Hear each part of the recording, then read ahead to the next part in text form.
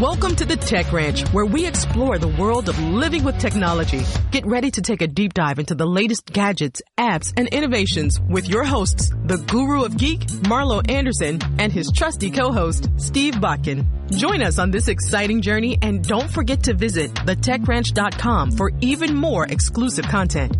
Now, without further ado, let's welcome Marlo and Steve to the Tech Ranch. And it is time for the Tech Ranch. I just love the bumper music. Don't you love the bumper music? I do love the bumper music. You came up with the bumper music. I didn't come up with it. Well, I just come up with. Put a team together to come up with the bumper. Because you have a team. I have a team. I let my people talk to your people, and now we have bumper music. It's frightening. We have people. Who knew? Not very good people. Well, yeah, not very nice people. No, be nice to them. At least we have people. Yes, that have people. People have people, and now I'm thinking of that other song, "People Are People." What was is it? Depeche Mode? Is it people? Yeah, people are people. Yeah. The last thing people want to do is listen to us sing. Oh, my goodness. No people want to hear that. I hope that was in stereo for everybody, because it was here. Oh, that was not good. Epic, yes. I'm back in from my trip from Vegas, as you can tell. Yeah, and barely survived this one. This was a massive, I don't know if, well, you've been to NAB, so the National Association of Broadcasting. They just finished up their conference. I've gone to this probably for 5 or 6 years now. I'm not a lifetime journalist, so I just But you've been inducted into the club now. I suppose. You slid over to the dark side of NAB. As of this week, yes. Because I have never been invited to parties before at NAB. Oh, and how did that go for you, Marlo? I would imagine because our show won a few awards this year is why we ended What'd you win? Well, we got a we'll talk about that. Yeah, stuff, but yeah, and so I suppose this is why I got invited to a few of these parties. But my goodness, I cannot get over. I thought CES, the Consumer Electronics Show, is bad, and that's just a bunch of geeks that get together there. Doing geeky things. There is nothing like the people in the media industry. I'm just telling you. Tell you what, I could tell you some stories from NAB back in the day and from CRS and some of the different radio things that were epic. My guess one of the biggest ones was down in Minneapolis every year. Okay. There was one in Nashville. Yeah. Interesting. My guess is because this is really the first true NAB they've had post-COVID. Right. So I just think there was just a lot of pent-up partying that had to go on. Yeah. Oh, yeah. I mean, every night I think I had like 5 to 8 parties to go to. And did you make them all? No. Did you try? I don't normally drink either. Just so you understand I know you don't. This. I mean, it's unusual for me to. I mean, I might have a beer occasionally or whatever, but when they just keep handing them to you, it's Saturday afternoon and he still reeks of alcohol. Does that help at all? With another 2 hours of sleep last night, the whole week was this 2 to 3 hours a night thing going on. But with all that said, I did have a little time last night, so I went to BattleBots. You went to BattleBots? You know the show BattleBots? Yeah, where the robots fight against each other. Yeah, this was great. It's like World Wrestling Federation meets STEM. The science and technology, science tech, whatever STEM is. I'm too tired to even know what STEM stands for today. But anyway, it's a science thing that we have our students do. Yeah, it's kind of this crazy thing. Where they have these announcers that hype everything up, and then the teams come out and they trash talk each other. And these robots, of course, they're all just these crazy little things. Okay, so they look fairly small on TV. They're not. Okay, that's what I was wondering, because are they bigger than they look on TV? They are bigger than when I go on TV, it adds 10, 20 pounds on me, not with BattleBots, because they look small on TV. So they're all different sizes, but the one called Mega is 6 feet tall and 300 pounds. And it was matched up against some little 40-pound thing this time. And it was really interesting because this thing could have just crushed it you'd think could crush it at any time, but the little guy was so agile and zipping around, right? And he had this little thing that would just, you could get underneath and pop him up. And he actually flipped this 300-pound robot over. Okay, that's a lot to lift 300 pounds. And it wasn't just like he flipped it over. This thing was airborne. And the whole crowd is just going crazy when that happens, of course. That's a big pancake flipper. This was a David and Goliath thing. Mega eventually wins, but it was just fun to see that. And these teams. Well, it's like WWE wrestling. It's like you always have the little guy that's kind of the shill that's going to fight the champion, and they're always that little guy, but they're the ones that bounce off the ropes, so they're really entertaining. They go ping, ping, ping, ping. That is kind of, and of course, they got the hammers that are coming down, and there's sparks flying everywhere because you get these saw blades that pop up in the middle. So you could be winning, and then all of a sudden this hammer just comes down on you, So you just never know. You just never know what's going to happen in this thing. I must break you. That's exactly what I was thinking last night, too. But what I found fascinating is, it is a lot of fun to watch this go on, right? But it was the interviews that really fascinated me. So because BattleBots has been going on since like 1999, and it started on the Comedy Channel of all places. Yeah, I remember that. And what has happened is it's inspired young people. So they had all these young people who they had talked to when they were young, and it inspired them to go into STEM. They're still young. Yeah, well, that's true. That's true. I haven't changed any on the last 20 years. I know, but I just wanted to point that out. But they are now adults, and now these people who were inspired by these robot-building teams for BattleBots are now engineers. I thought it was the coolest thing to see because they had so much fun. And the other thing that was interesting about this event last night is all the kids that were there. This place was packed with kids. So I mean, it's just one of those things that they all get hyped up and they're over there asking these teams questions about the robots, and these are 6, 7, 10-year-olds. It kind of gave me hope. All strung out on Adderall.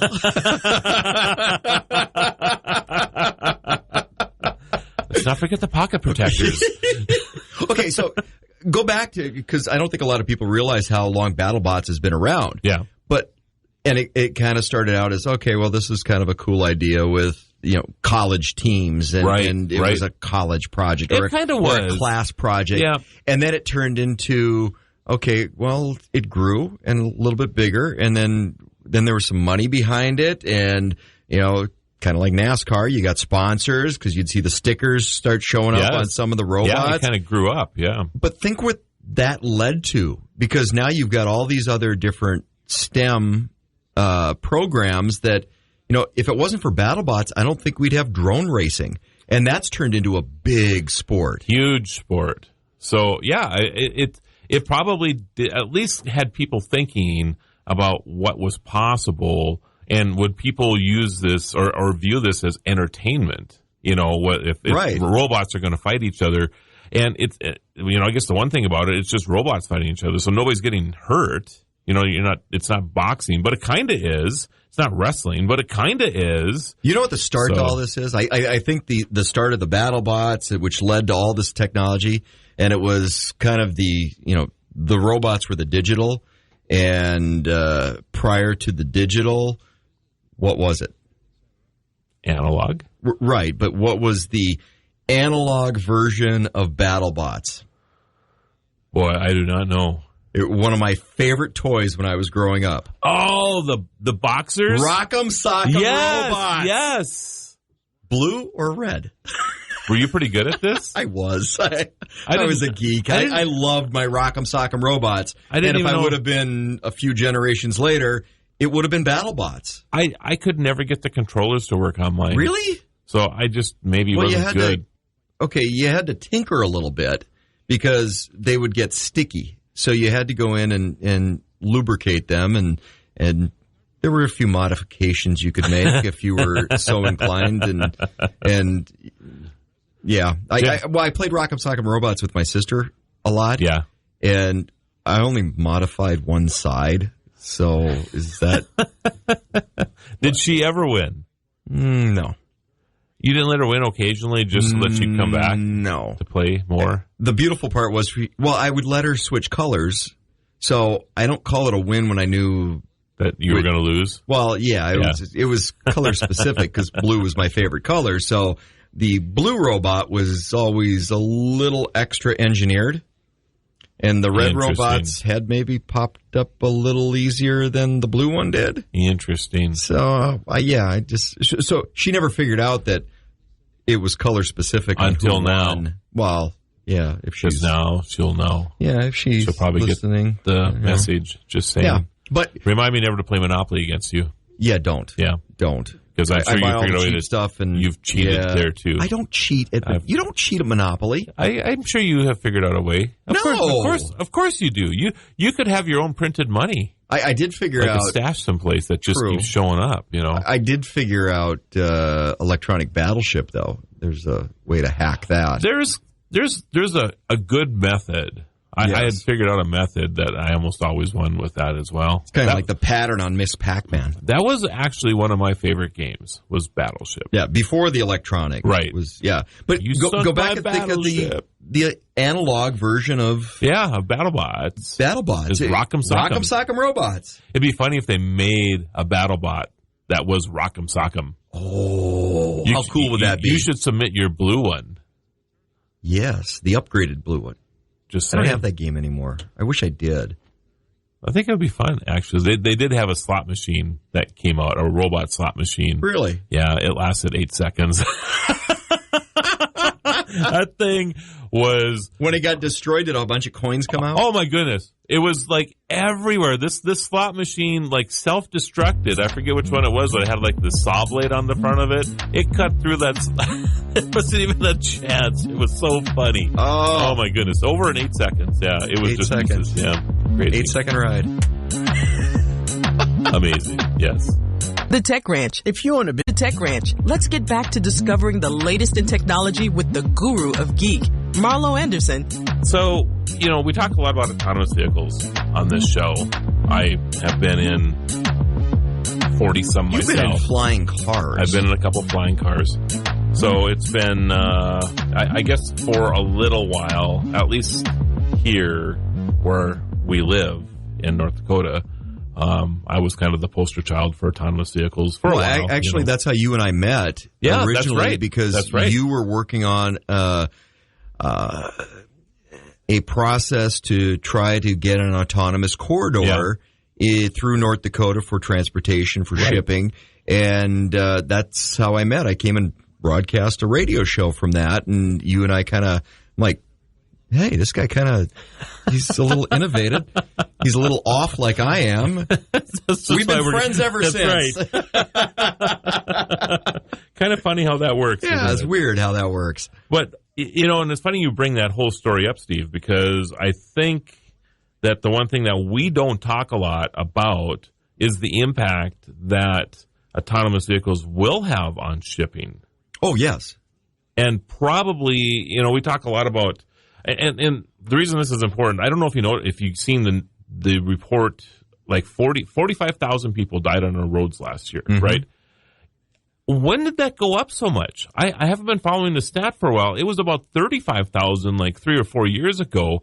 I thought during COVID that driving went down. Well, but obviously the safety part of it did not. Right, and part of that is people got out of practice for 2 years not driving, That's and then population increase, and then you've got a lot of younger people on the roadways. But there are less people commuting to work now. Right. All this stuff. So the actual miles being driven right now is actually less than it has been in a long time. But our deaths on highways has been going up. Out of practice. It has to be that. I just don't understand. But anyway, so I always talk about, how many lives autonomous vehicles will save. And the estimate is that we'll save about 90%. Driving over here today, I'm parked at the light on the expressway, and I watched them slam on their brakes, not to rear end me. And I was like, all right, can I get out? What's he out here? Because I was looking at, okay, I'm going to get hit. Do you do that when you're stopped at a stoplight? I don't even look. I don't even look in front leave anymore. Extra room. I do too. Yeah, because I want to be able to go, okay, can I go left or right if somebody's not paying attention? And you're looking in your rearview mirror, making sure that they're not looking down at their phone. Right. This is what literally that's what they are. Yeah. And I really don't not pay attention to it until at least 2 or 3 cars are parked behind me. Right. But if you're the only one there, so and a lot of times I'll be ready to take my foot off the brake because if I'm going to get slammed, the last thing I want to do is, and again, I leave lots of extra room because if I'm going to get hit, I can push forward a little bit and then maybe hit the brake after that. I don't know. But okay, so I want to talk about the transportation and the logistics side of stuff because my family container company, the heck with the safety company, stuff and what we do. Well, no, there's safety to that too. We can come back to that. But you talk about transportation and autonomous corridors, and think of a railroad. Mm-hmm. Railroads have been pretty much the pinnacle of logistics for moving a large amount of goods. And certainly the most economical. And the most economical because when they switched over to the electromotives instead of straight diesel locomotives, then that was game changing. That actually technology goes back to the 40s. But think of that as an autonomous corridor. So now you're looking at this large scale transportation and a lot of goods. Now, what helped precipitate that is look at all the goods that are coming into this country and transported by container. Right. Containers are easy to stack, and you see container trains along the railroad tracks all the time. All the time. It's become probably the number one thing that's moved now is containers. Right. Would be my guess. Yep. And so you've got containers, which easily stackable, transportable. The one thing the railroads will tell you is they're good from point A to point B, but it's that first mile and last mile that they're not part of that transportation mode. It's challenging for them. Yep. Now layer in autonomous vehicles and that level of transportation. You pull a container off a shipping car, off a flatbed, and drop it onto an autonomous vehicle, which runs it to that warehouse, because say it's full of couches or furniture or clothing goods, and you run it to that warehouse where it gets emptied and sorted and then shipped out beyond that. But autonomous vehicles, very simple way, because now you're looking at that larger scale for that first or last mile when it comes to railroads. Well, and I think you kind of hit on a big point here, and I think this is how we're going to see goods starting to get moved, is these areas where there's repetition. So there's a shipping yard where these containers go, and there's this furniture warehouse over here where they get 50 or 100 of them a day. I'm just using that as an example. Well, and in big cities, a lot of that industrial area where those warehouses are around rail hubs or ports. Right. And a lot of it is actually private infrastructure that's in these things too, so it makes this even easier. Private roads, yes. So all of a sudden, you're going to start seeing autonomous vehicles just start moving these things around. But there will be a time in the very near future, and I know in between breaks here, we were talking about your story with sugar beets, which, we can't tell on the air. But it's a great story, by the way, and ask Steve sometime to tell you this story. It's fantastic. But sugar beets, and from the farm, growing up in the Red River Valley of North Dakota, sugar beets are a big food commodity. Right, exactly. Thanks for that. And sugar beets, of course, we get a lot of sugar from them. But they'll harvest them and they stack these sugar beets in huge piles, right? Mm-hmm. And then the trucks come along. Heated piles, actually. What do you mean by heated piles? Well, they've got airflow through them to keep them from getting too frozen. I didn't know that. Yeah. Interesting. So is there a time frame then that they need to get these things off the field, or will they just continue to heat? Well, they need to get out of the field, and then you get them stacked up. So that's kind of the storage, because you're also counting on it being cold. Cold climate is part of that process. But you'll have, a couple hundred loads, maybe even more than that, from one field to Oh, the yeah. sugar processing plant, right? Drove a lot of those trucks back in the college days, and high school days. This is what I'm getting at here, right? That is a scenario where you have this truck that's, over and over and over again, driving the exact same route hundreds and hundreds of times. This is the perfect example and the perfect case study for autonomous trucks, because it's just the same thing over and over. You can kind of super map the road so that it knows what's, the route that it's supposed to go on. It knows all the landmarks, whether it's stop signs or farms or whatever. Well, because of the weather conditions, so Sugar Beet Country in the Red River Valley, because of the weather conditions, that's also a very dangerous time to be on the roadways because of mud. Okay. Mud. And mud is slippery on the roadway, so there's a lot of potential for accidents. If you can mitigate some of that, then great. The only question I've got is, how do you get that fully loaded beet truck that might be a little overload out of a muddy field with an autonomous vehicle instead of a person driving it? I do not know the answer to that. Because there's an autonomous tow truck that's in front of it that pulls it out, I guess. Well, in a lot of cases, there will be a farmer that has a puller system, because there's actually a system for pulling trucks out of fields, and they've got a big four-wheel drive tractor, and they'll hook on if it's muddy and drag you out of the field so that you can get to the roadway. But think about that. If you're dragging a truck out of a field that's heavy and sinking in the mud, where does that mud go? Onto the roadways. Very dangerous. The Tech Ranch. Super Minute of the Tech Ranch as we explore the cutting edge of tech with Marlo and Steve. For more exclusive content, visit thetechranch.com.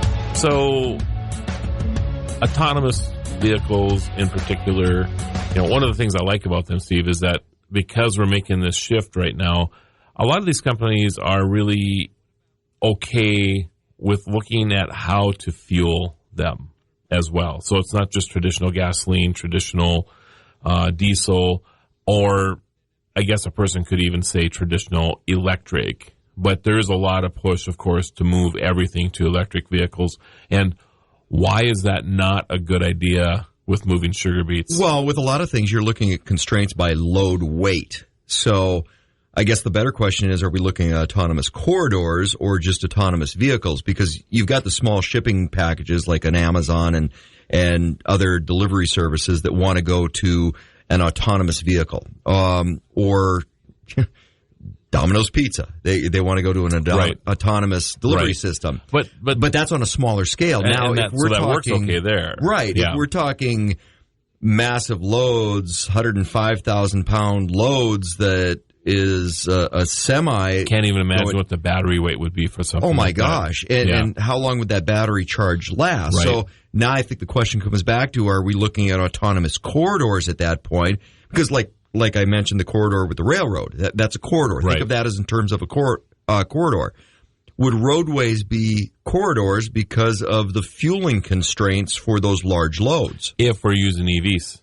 If we're using EVs. Right. So then you could, if you, you made this point on the break here again. The breaks are always the best part of the show. It's the best. Yeah. We need to think Record about that. Lacey, make a note of that we need to start recording breaks. She literally grabs a pen. Marlo actually brings his people with him. He has people for his people that are with him. Talk to those people. So a person could actually, if it's something that's being utilized over and over and over again, right? One of the things you talked about is it possible to do like wireless charging? Yeah. Like a charging mat, but in a roadway. Yeah. We said that in stereo again. We did. We didn't sing this time. So if it's in stereo and then we just did it in stereo, is it in stereo squared? Yes, because... Okay, so that's HD stereo. So, and if somebody's really fortunate and had their windows down while they were listening to us, which is possible, and the people next to them had their windows down listening to us at the same time, and both of those were in stereo... So it's stereo, stereo, stereo, stereo. That's stereo cubed. Wow. Who knew? It's like looking at an infinite image. All right. Again, we digress. Yeah. But that would be, and I would think that would be a corridor. So you're going to build a new road that is going to be designated for that charging system, because that infrastructure would be expensive. So you wouldn't want to just have a regular road that wears out from normal traffic. You would want it specific for that autonomous corridor. So like a shipyard, like you were talking about, that maybe has a mile or two that they need to move shipping containers. Same Right. place all the time, back and forth. These vehicles are running. You could actually create this autonomous vehicle that runs back and forth that is literally getting fueled wirelessly, Right, and that would be pretty cool. and they'll have little vehicles that run autonomously. Railroads are famous for this in large rail yards. They don't have an engineer sitting on that locomotive anymore. It's an electric motive that is moving this car to this car and marrying up those loads. Right. That technology within a shipping yard is already there because of the paint scheme, not from a charging perspective, but they'll have vehicles that are running autonomously within that yard because they're following the tracks that have been put down on the pavement. You could actually make on a much smaller vehicle scale, but with many of them, are the new Amazon warehouses. Have you seen these things? They're huge. Have you seen how I would love to go through a tour of one. The technology is amazing. So they have so you order something from Amazon and you order like 3 or 4 things, right? There's like this shipping ticket, and then it assigns you like a holding area. Like Steve's order is holding area 1, 2, 3, 4. Okay. So the robot then goes and starts picking your order. And it's on this massive floor, and there are all these little tiny, like where they can drop these pieces off that you ordered. So if you ordered a water cup and a set of headphones and whatever else, it's going and grabbing these.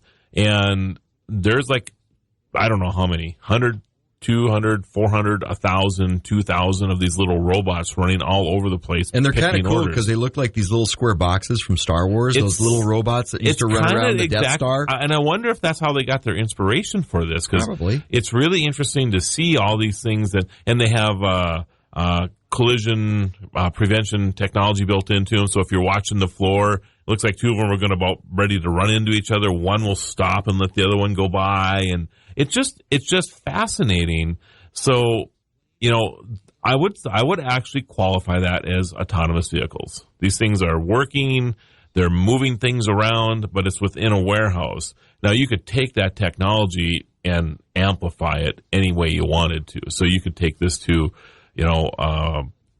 any type of shipyard, any type of grain facility. So one of the things I was thinking about when I was little, my Matchbox. Okay. The little slot car racers. Yes. With the little, electricity. You apply the electricity on the little trigger handle, and it runs down that slot track. And I used to have a loop blast with those things. Yeah, I know. But that would be the analog version of a digital version of what that warehouse would look like today. Right. I could never stand the track, though. Nobody could. Around the corners. It was rigged. So... And you couldn't slow down fast enough either was the problem, so they would always come out of the track. Oh, yes. So, yeah, it might have been rigged. But if you're looking at, okay, so we're talking about that corridor. Yep. And because I would see that as the charging mats or maybe it's some power lines, kind of like a trolley car used to be. Or there's been some talk of that, but that system, as cool as it is, and you see it on some rail, but it's a point A to point B. Right. It's not it's not that first or last mile at that point. It's really inefficient is the problem. Is it? Yeah, crazy inefficient. Well, I mean, I just watch it. I mean, the sparks are flying every time they hit a little pole or whatever, So you're losing power. It's fun to watch, but you're losing power. And the Euro trains that still have this in place too, I mean, the amount of power that they lose is it's pretty significant, actually. So, I did not know that. Yeah. So, it's not so significant that they're going to replace the stuff. I mean, but if somebody came out with a better technology to replace it without having to rebuild the entire train system, then it would probably get switched over. So let's talk about some of the better technology. And when you start talking better technology, you're talking better fuel sources. So it does get interesting because when companies are working with autonomous vehicles, they have been experimenting with other fuel sources. So whether it's propane, Hydrogen is, of course, talked about all the time. What happened to propane? Because I remember back in the late 70s, early 80s, there was a big push. A lot of vehicles, especially delivery vans and freight vehicles, were powered by propane. And propane's pretty clean, right? Yeah, that was part of it. That, and it was easily accessible fuel source, because if you think back to the 70s and watching footage of the news when there was gas shortages and people were lined up for miles and miles to get their vehicle fueled, propane was a simple alternative for that, and you could run that regular vehicle off of a propane tank. You just had to make some modifications to the carburation system, and not big modifications. No, I think it's pretty easy. $200 $100. And I see city buses everywhere running propane. Everywhere. I mean, when I go to New York or Vegas or whatever, I ultimately will see something that says it's running by propane and or natural gas. Right. I see natural gas too, but it seems to me that very propane, cost effective. Yeah. So I don't know. I don't know what to tell you about the propane thing, but maybe it will make a comeback when we're looking for alternative sources for fuel, and especially going back to your sugar beet scenario, where you have to have a you have 50... sugar beet stuck in your head now this morning. I'm just thinking about if the load's 105,000 pounds, how many AA batteries do you need to put in this thing to what's make that the thing? weight of that battery? Because so if you're looking at long haul trucking, 105,000 pounds standard heavy load, and now you're looking at how much can you actually ship because of the weight increase from the batteries. Yep. Are you cutting that load in half? And that's the simple math. We'll say half. So half of that weight is battery now. So you're moving half the freight. So you're making twice the trips. Well, that doesn't sound very efficient to me. It doesn't sound very efficient. So I agree. I just don't see how that works. Not to, go down a rabbit hole here, but did you ever see the SNL skit with Julie Louis-Dreyfus with the Mercedes AAA? Yes. That is, if you have never seen this, Google this. It is so hilarious. Go ahead and, do you remember how it went? I don't. It's been a long time. I remember seeing it back in the day. It was hilarious. Hilarious. So they actually have, they're talking about all the different modifications, 0 to 60 and, like ludicrous speed on a Tesla and all this other stuff. And it's all run by electricity. And they open the hood and there's like 20,000 AAA batteries. and she's talking about how when one goes low, you just simply replace the one or whatever, and then that does not work, because we've got a pepper mill at my house, and when one goes bad, you can't just replace the one, because I'll test all the batteries and go, okay, well, if I can extend you got to replace them all. And of course, there's a screen on the inside that as you're replacing the one, it'll go battery number 432 needs replacement, 444, 46, 495, 1,300. I mean, all these little red lights. And then they'll have, the little red ribbon that you use, like if you got 4 of them in like in the back of a keyboard or something, you need to replace 4 of them. So they got that little ribbon that you pull on to get the batteries out. So the gas tank part of it, if you were to open up the gas tank, that's where the red ribbon is at. So you yank this thing, and all 4,000 batteries come out at one time, and it just fills up around the car. Oh, it's so funny. It's so funny. I haven't seen that forever. I'll have to go back and watch that, because it was hilarious. It's hilarious. Absolutely hilarious. Love that skit. You mentioned Ludicrous Speed. Can you name the movie that's from? I have no idea. Airplane. The space shuttle one. Oh! Ludicrous Speed. That's correct. So Elon Musk borrowed that to put it in Tesla. It was in another movie, too. I cannot remember what movie. I'll figure that out. Spaceballs. Yes, it was Spaceballs. Marlo, you got a movie reference. I can't believe this, actually. But yes, it was Spaceballs. Spaceballs. Yeah. Ludicrous Speed. I can see. Yeah, there was a reference to Ludicrous Speed in the airplane, and then Spaceballs was Ludicrous Speed. Yeah.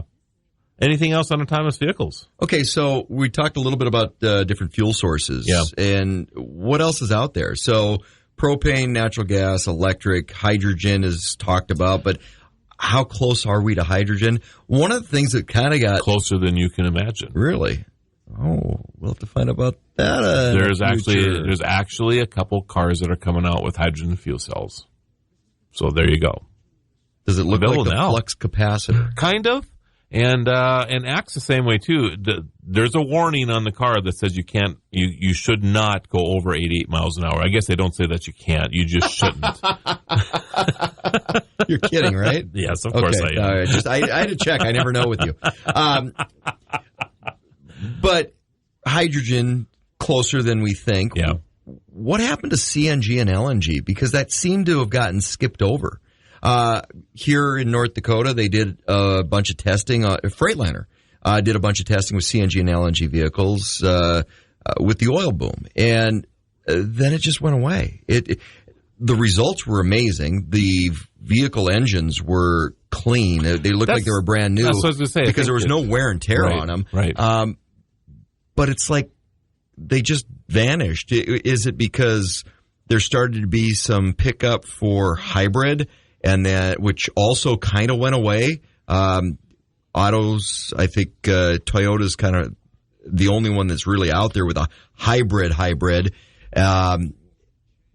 But you don't hear about the technology anymore. Did you see the commercial for the new Prius? No, I did not. We're fast now. It is so clever.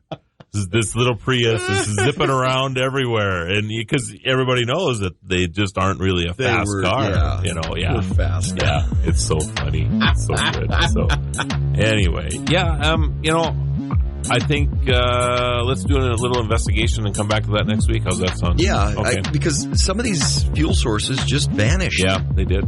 The Tech Ranch. Super Talk. Us on the Tech Ranch. Let's rejoin Marlo and Steve as they guide us through the fascinating world of technology. Augmented reality. Oh, so now we're talking glasses. It's so cool. Really? Okay, first of all, before we get into that, what's the difference? There's a bunch of different glasses out there. There's the VR glasses. There's the AR glasses. There's glass half full, glass half empty. Explain them all, because there's a bunch of different platforms for the technology. So let's start with virtual reality first. So virtual reality is encompassing, right? So you put the goggles on, and then the world transforms around you, the metaverse, so to speak. So you can step into your own metaverse or a shared metaverse. Your avatar is you in this metaverse, and you can interact. You can, if you want to watch Netflix on, a VR, you could do that. But it is immersive. That's probably the best word to describe virtual reality. And of course, the dinosaur from Jurassic Park actually chases you. Yes. I've actually had that experience. You got chased by I was at the... Was it a raptor? I was at the Oculus booth at CES, and they had a media demonstration, and I went in there, put the Oculus, on, and oh my goodness. And people could see... If there's more than one set of glasses, are they Occupy? I had to ask. Oculi. It's Oculus. Okay, Oculus. Yeah, but Oculi is funny. So anyway, they had a bunch of monitors up, so people could see what I was seeing on the monitors, but they could see what how I was reacting to this, right? And it was a room that you could move around in, and you'd walk around because they were wireless. And I was in this dinosaur thing, and then I turn around, and here is this T-Rex going, just about ready to chomp on me. And was her name Alice? she Land of the Lost. Come on. You're too funny. Oh, I thought you talked about my wife for a second. No, Land of the Lost. But, the reference is uncanny. Anyway, Alice, please turn the radio down forgive right him, now. Yeah, please for he knows not me. what he does. It was just supposed to be a joke. Anyway, but you can see me actually... If you watch the replay, you can see me scrouching down a little bit like I'm already get hit. And then as I turn around to walk away from this thing, I realize I'm on the edge of a cliff. Oh. So I step, and you can see me like, oh my goodness. And I actually step back because I thought I was actually going to walk off the side of this cliff. It's kind of weird, but very cool. And that's what's really cool about the virtual reality experience. Okay, that's the VR. VR. So What we're talking about now is AR, augmented reality. And for most people, augmented reality is probably using your smart device right now, meaning that you put your phone up and you see the screen looking at something, and then or like a code or something like that. Well, and then kind of like I do when I can't read a menu at a restaurant, and I'll make it bigger. I'm like kind of like the camera and go, oh yeah, I can make this bigger with the light and everything. You know what though? That kind of is augmented reality. Okay, because you're actually magnifying. In the most basic way, but you're magnifying that menu a little bit through technology. You're augmenting what you're using. So I love that example actually. But you take that a little bit further, and I forget the one game starts with a P. Oh my goodness, that was a big craze a couple of years ago, and people still play it all the time. I'll think of it in a second. And you'll put the phone up, and all of a sudden you'll see this, egg or whatever, and you collect them while you're out and about, and you get points. That's the kind of augmented reality. Or you get a wine bottle, and then you hold your phone up to that, and then the wine bottle label comes alive and tells you the story. Yeah, I've seen that. Yeah, it's pretty cool. It's pretty cool. So you're seeing more and more of those type of things, augmented reality. Now you take it a little bit further, and now you have you're having this technology being infused into glasses. So the first one was Google Glass, and that was a few years ago. And that didn't do well. Didn't do well. I remember. Was it before its time, or was the technology just not there yet? It's funny. I actually did a post on Twitter, I don't know, 4 or 5 years ago, and I actually posted, is Google Glass dead? And this is the only time in my history of technology, well, online anyway. I guess I did get invited to Google a couple times, but as an intern? No, not as an intern. But that's a movie reference as well. That's a good movie, by the way. It was. Yeah. And this only time I ever got a response on social media from Google that actually said, no, we're just revamping our glasses. So they actually came and said, no, we're not dead. But there's a couple others that have come out now. Because in actuality, you were hoping to get a response that, no, it's not dead. They're still out there because you had a whole drawer of them to sell online, that's right? Exactly right. That's what I thought. Exactly right. Yeah, I thought that. But you put the glasses on, and then what you're seeing on the screen now becomes in your eyewear. So an example would be I'm walking down the street, and Facebook or whatever, or Meta knows that Steve Bakken is in this restaurant, and I'm walking by, it'll actually show that in my glasses that Steve is in this restaurant. So if I wanted to go in and visit with you, and at the same time, coffee is $2.99 today as I go by this. So it's showing up in your glasses, your eyewear. Steve's on his third rack of ribs. By the way, I had ribs last night too. They were delicious. Did you really? Oh. I got to take you to my rib place in Vegas. Really? You should come down sometime with me. I will. Because this rib place is just absolutely amazing for $20. $20? And yeah, I can't even describe it. We go down rabbit holes all the time, but the huge platter, full rack of ribs, a couple pieces of corn on the cob, coleslaw, baked beans, bread. It's just unbelievable. Actual ribs, not augmented reality ribs. The augmented reality would not help this situation because they're that good.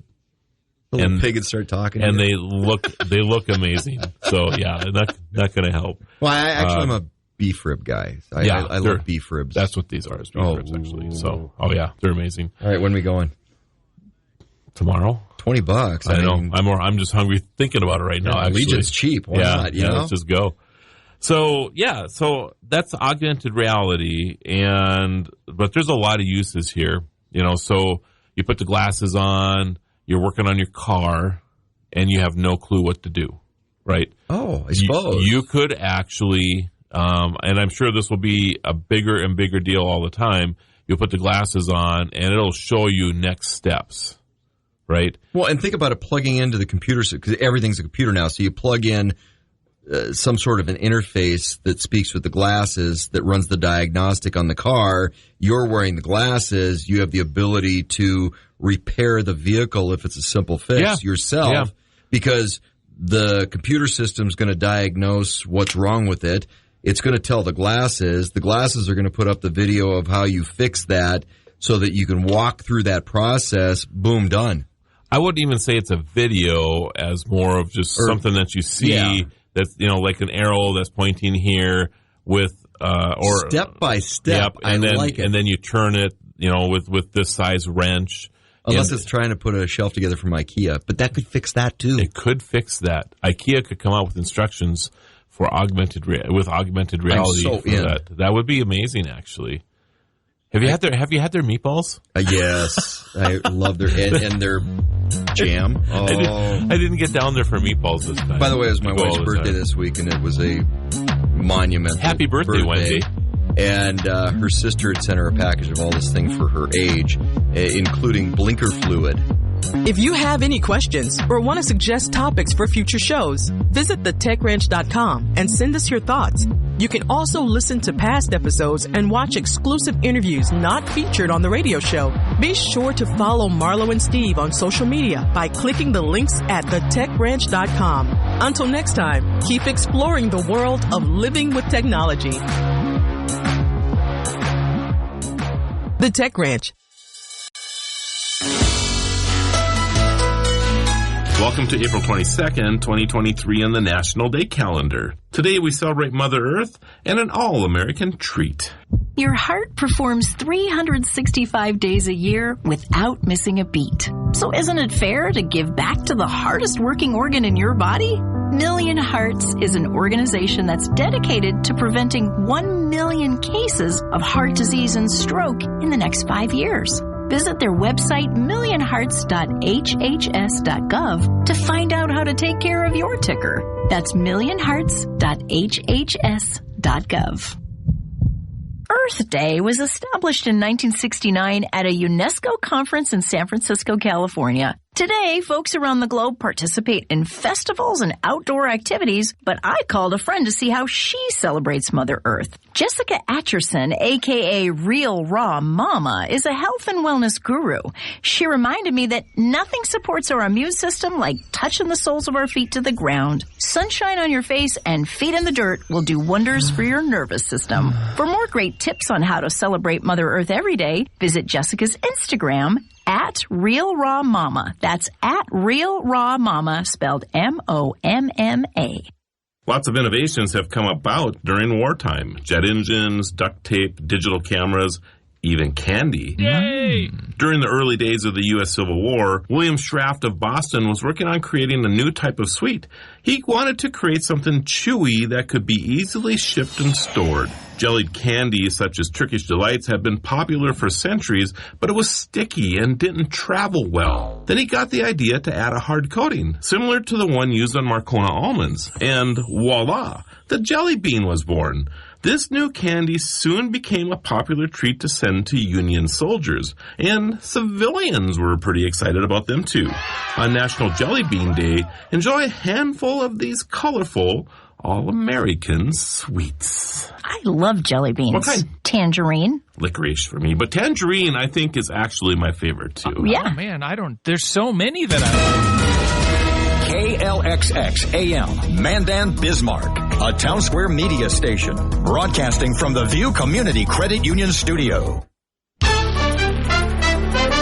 Here's the latest from ABC News. I'm Michelle Franzen. Legal battles over the abortion pill mifepristone not over yet, even after the Supreme Court Friday passed on taking up a lower court ruling that would ban or limit access to the FDA-approved drug. ABC's Elizabeth Schulze has more. In a decision 7-2, the court put a pause on rulings from lower courts that would have severely restricted access to mifepristone. Conservative Justices Samuel Alito and Clarence Thomas dissented, indicating that they would have let those restrictions go into effect. Arguments will be heard in the lower court in May. In Sudan, more than 400 people have died from the intense fighting across the country between government forces and paramilitary groups. The U.S. now working to make a ceasefire stick to help evacuate embassy workers and diplomats from the capital. Thomas Okidi is the North Darfur State Area Manager of Norwegian Refugee Council. It's based in Al Fashir, and he says many on his team have been unable to provide aid to communities, and many people are trapped in homes. There is no electricity in the city, and right now it is 41 degrees centigrade in this summer. There is no water in households.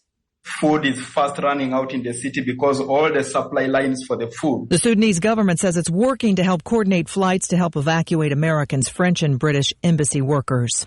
After tornadoes ripped through parts of Oklahoma, residents still trying to clean up. Those storms hitting parts of the Midwest and today pushing toward the East Coast. ABC's Samara Theodore has details. From areas like Low Country into the Carolinas up into the Mid-Atlantic, the threat for severe thunderstorms. And then you head farther north into New England and the Northeast. Heavy rain could lead to flash flooding, not only tonight, but into tomorrow as well. The comedian best known for his purple-haired and sharp-witted persona, Dame Edna, has died. Australian Barry Humphries was 89. This is ABC News.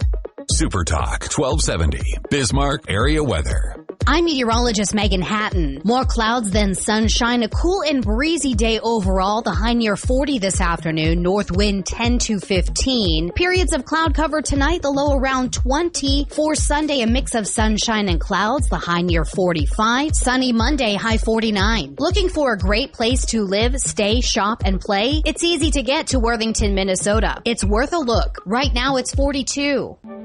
You took the first step and quit smoking, but even former smokers may still be at risk for lung cancer. That's why SaveByTheScan.org wants you to know about a new low-dose CT scan that can detect lung cancer early. It takes only 60 seconds and could save your life. You took the first step, now take the next. Visit SaveByTheScan.org for a simple quiz to see if you're eligible and talk to your doctor about screening. SaveByTheScan.org is brought to you by the American Lung Association's Lung Force Initiative and the Ad Council. News, talk, and sports for Bismarck Mandan. Super Talk 1270. Portions of the following program are pre-recorded.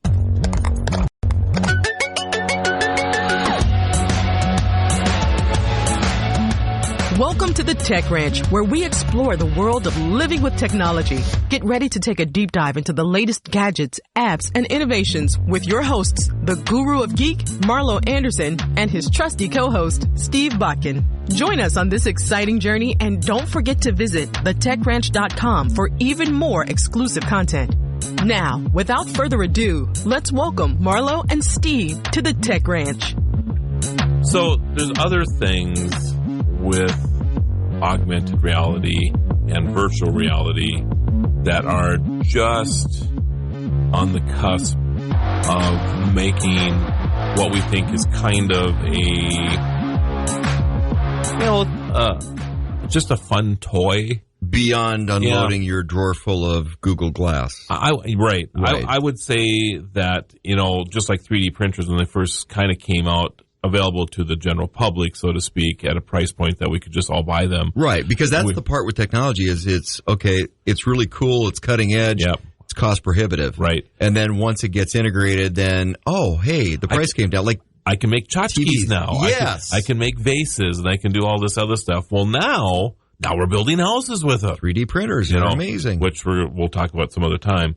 But this is kind of where AR and VR are just getting to the point where now they're building houses. And this is incredible. Absolutely incredible. Are you familiar with haptic? Right. Haptic technology. That's kind of where I was going. I was like, okay, I've heard the term, but that is very closely relatable to VR and AR. Right. The haptic's been around, the VR, the AR, it's kind of... But kind of in the game space. Right. Right. But are we at a point where there's some blending of technologies that are going to augment technologies? Are we to that point now? That's always happening. We're always blending things to make things better. Your smart device is probably one of the best worldly examples of that. I mean, it was a telephone at one time, for goodness sakes. You mean I could still make calls with it? I hear it's only about 8% of the time now that we actually use the device for making phone calls. Wow. I wonder if they're ever going to change the name from like a cell phone. I know I refer to it as smart device, but most people still call it a cell phone. I may change the name from cell phone to flip phone. Get rid of all the... Or Sally, because it will become it'll be your new personal assistant, But discussion for a later time on deconnecting. getting away from that connectivity. Yep. That's another discussion at a different point, but we're still trying to get connected right now. So, but haptics, you put on gloves or clothing, okay, and then you can reach out in the air, for example, and you can feel like when you're touching something like a wall or a button or something, even though in here, what you're looking at in your goggles and your augmented reality is basically just a virtual representation of that go button. Right, and they've been working a lot of that space with amputees and people with spinal cord injuries, so that you can. Part of the thought is if you can experience walking, it's easier to walk. Right. Yeah, that would make sense. But you think about a nuclear reactor. Okay. You and I are not going to go into the reactor, right? You can't pay me enough for that. I don't care how many suits are going to put on you, right? Do I look like Homer Simpson? No. And I'm not taking my work home with me either. But imagine a robot going in there, and you're controlling the robot, and when you move your arm, the robot moves its arm. When you push the green button, the robot pushes the green button, right? This is what I find extremely exciting here. You mean like Pacific Rim? Right? Go watch the movie, everybody. But that's what they're doing. That robot in the movie. But this is what's happening now. So I mean, this goes to a lot of things. I mean, I would imagine that robots. Well, we all know this. I mean, whoever's got the biggest fleet of robots or whatever you're going to call them it's our next military, like the Clone Wars in Star Wars. Yes, that's correct. And somebody's going to have to be running those, and probably through some type of augmented reality. It could be autonomous as well. Like Guardians of the Galaxy, when the gold people are trying to attack with all those little drone things, and they're all running the little drone things, and when they get destroyed, they're not destroying the person; they're destroying that augmented reality. So you work and watch movies? This is all you do? I like movies. I cannot keep up with your movie references. But think of the movies. Oh my goodness! Movies are technology. There's a movie, and then down the road, there's the technology that came from that movie. That's how that works. Have you been watching Star Trek this year, Picard? No, I haven't yet. Yeah, you need to watch it. So I'm not another rabbit hole here, but I've heard that so the first episode of this year. We're beyond rabbit holes. We are. It's more like one big ant farm. I hope everybody that's listening today has ADHD as well, because this is like who us. We are. So yeah, I guess so. The first episode was called The Next Generation. This final episode of Picard is called The Last Generation. Not geriatric generation? No. Although that would be maybe it would be fitting. But it's kind of fun how they've woven the story so that the whole crew is back together. I'm not giving out any eggs here. You need to watch this show if you're a Star Trek fan. So I'm a little.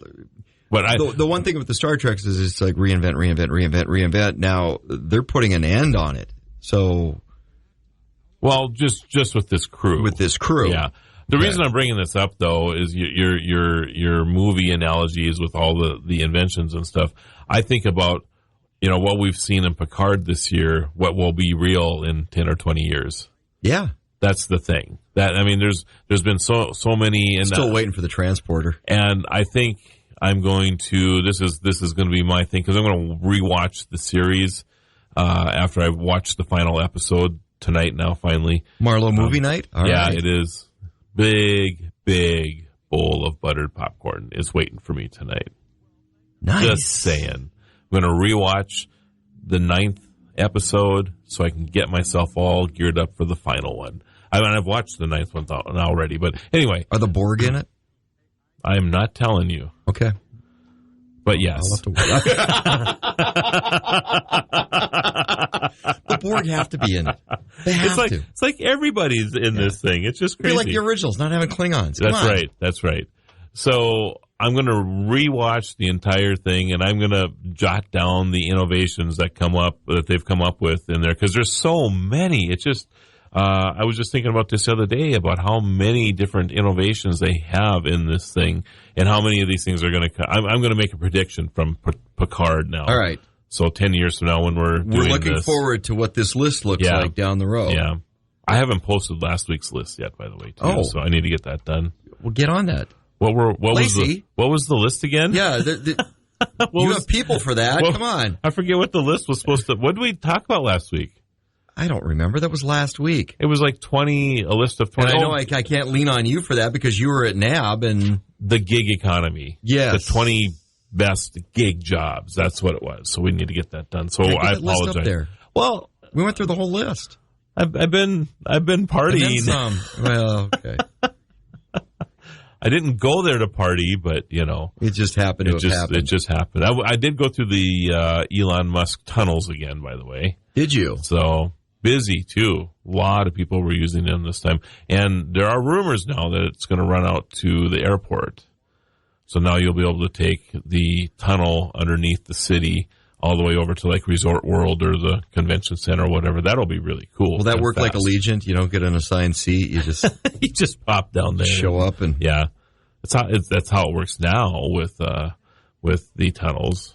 You just show up. But anyway, So back to haptic technology. Yes.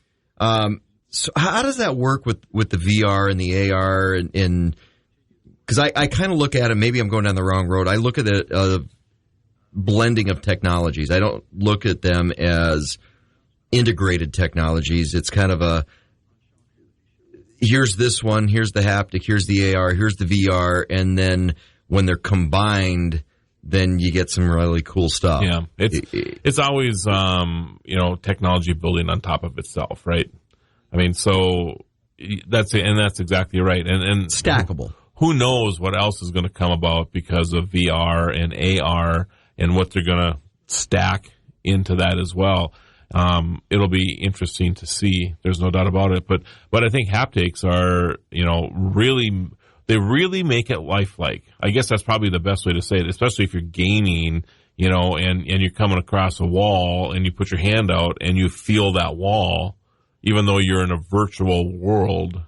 That just seems incredible to me. Well, one of the big applications I can see is with medicine. Yeah. And robotic medicine is cutting edge technology right now because you can get into such a small, I'm going to go old school, Fantastic Voyage. Yes. Granted, we can't shrink things yet, right. but you can shrink the equipment. Right. So you can produce the equipment already small. You can't shrink it after it's big. But you could have a hand that's like 1/10 of the size or 100th of the size, right? To make these microscopic type of incisions and repairs in the human body, but you have a doctor controlling it with their hand. Right.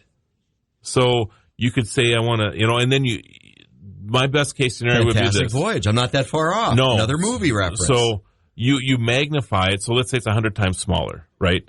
Then you magnify it to 100 times of its size so that the doctor looking at the screen feels like they're just moving their hand around just like it would be in real life. This is what you do, but you're working at the microscopic scale then. Right, because this is what's possible. A lot of medicine's getting into the cellular level. Well, and just I had somebody had their gallbladder out here not too long ago, a friend of mine, and I'm just like, it's not like the old thing where they cut your gut open and take out your gallbladder. There's like 5 small incisions that are covered with little robotics, with little Band-Aids. That's pretty cool. He had his gallbladder out, and the next day he's all walking around already. Think about one of the biggest applications. Could you imagine if Winnie the Pooh would have had that?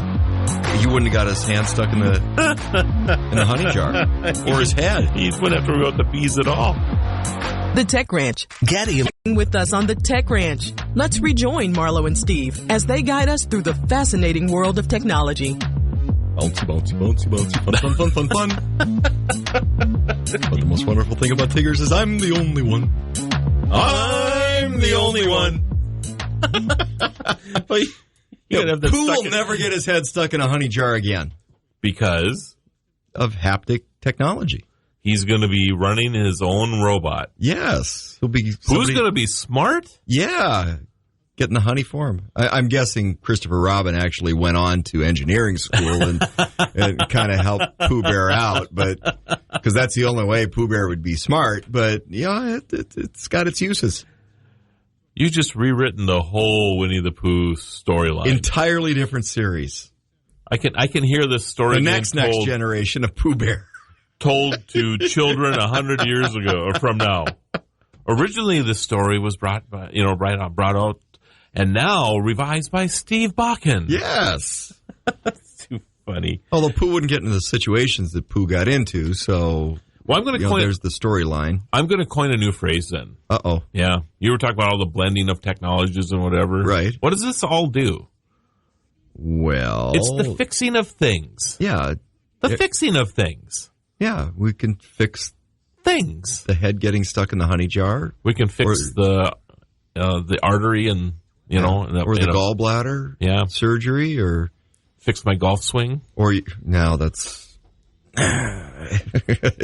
technology only goes so far. That's never going to happen. But we talked about fixing your vehicle, right? So we're blending all this stuff, and the other thing that kind of falls into that is the Internet of Things, the way that all of this stuff is connected. Right? None of this works if it's not connected. Whether you like it or not, and I know last week we talked about light bulbs and all that good stuff, but in order for the robot to work, if you're wearing your augmented glasses or whatever, and you have your haptics on or whatever, all this stuff has to be connected. It's all part of the Internet of Things. If you're... I'm trying to think about what. Okay, all I can think of right now is when you have your haptics on. I'm like lederhosen or lederhosen. Don't ask me why that popped into my head, but I'm thinking lederhosen.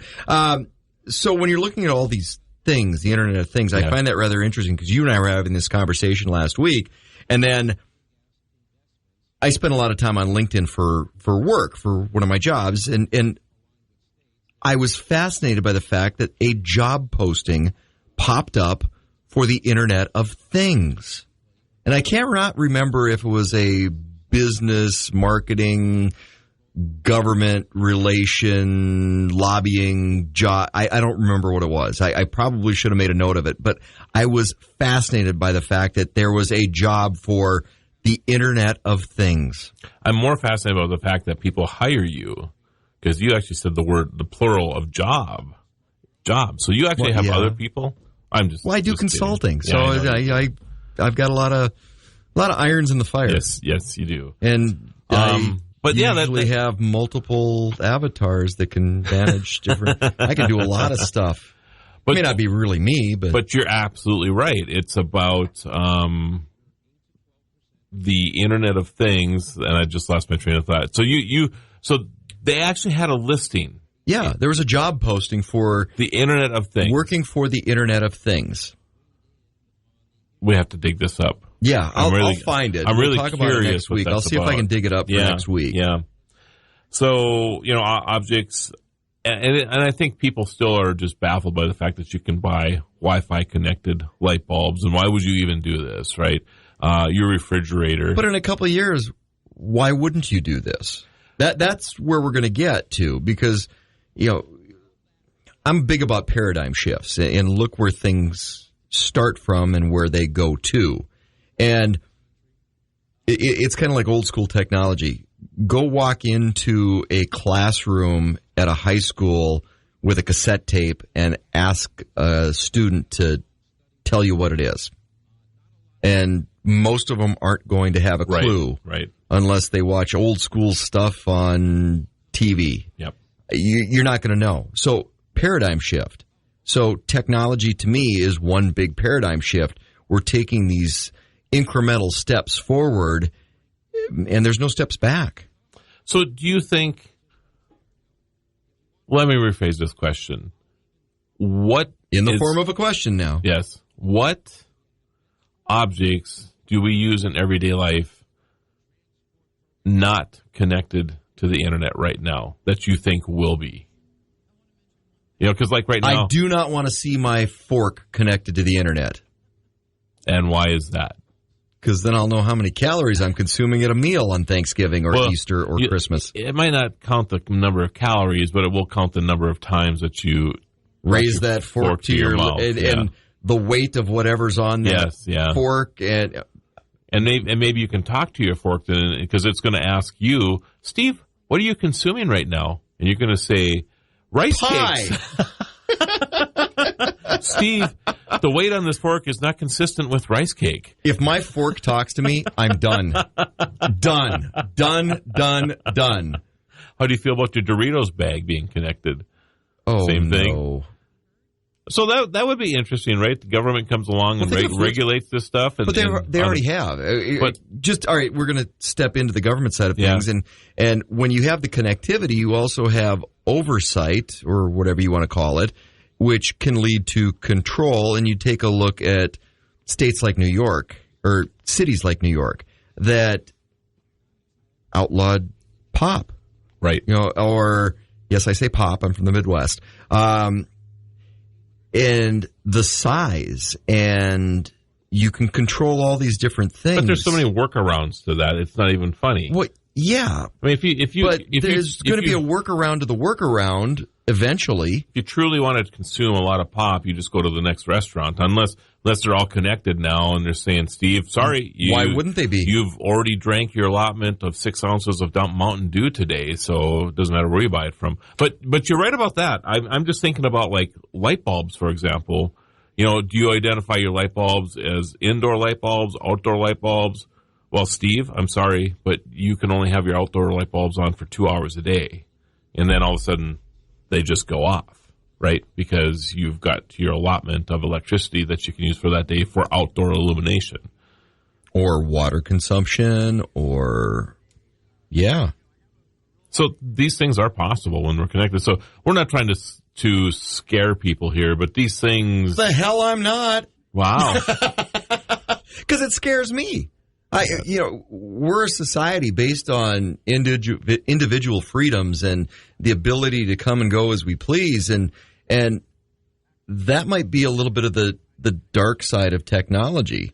And granted, we started with Internet of Things, but there's a yin and a yang to everything. And if there's a positive piece, you have to ask yourself, what's the negative piece? Well, and if you don't understand the negative piece, you can't fight against it. Right. So I think there is that, and it's good that we talk about it, because and think about, why would the government in some capacity say you can't have your house illuminated anymore?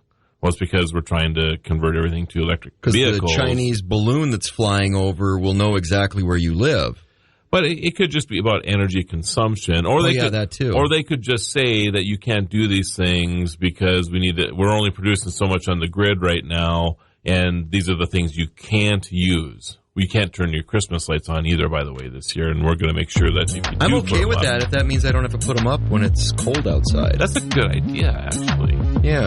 Please, government.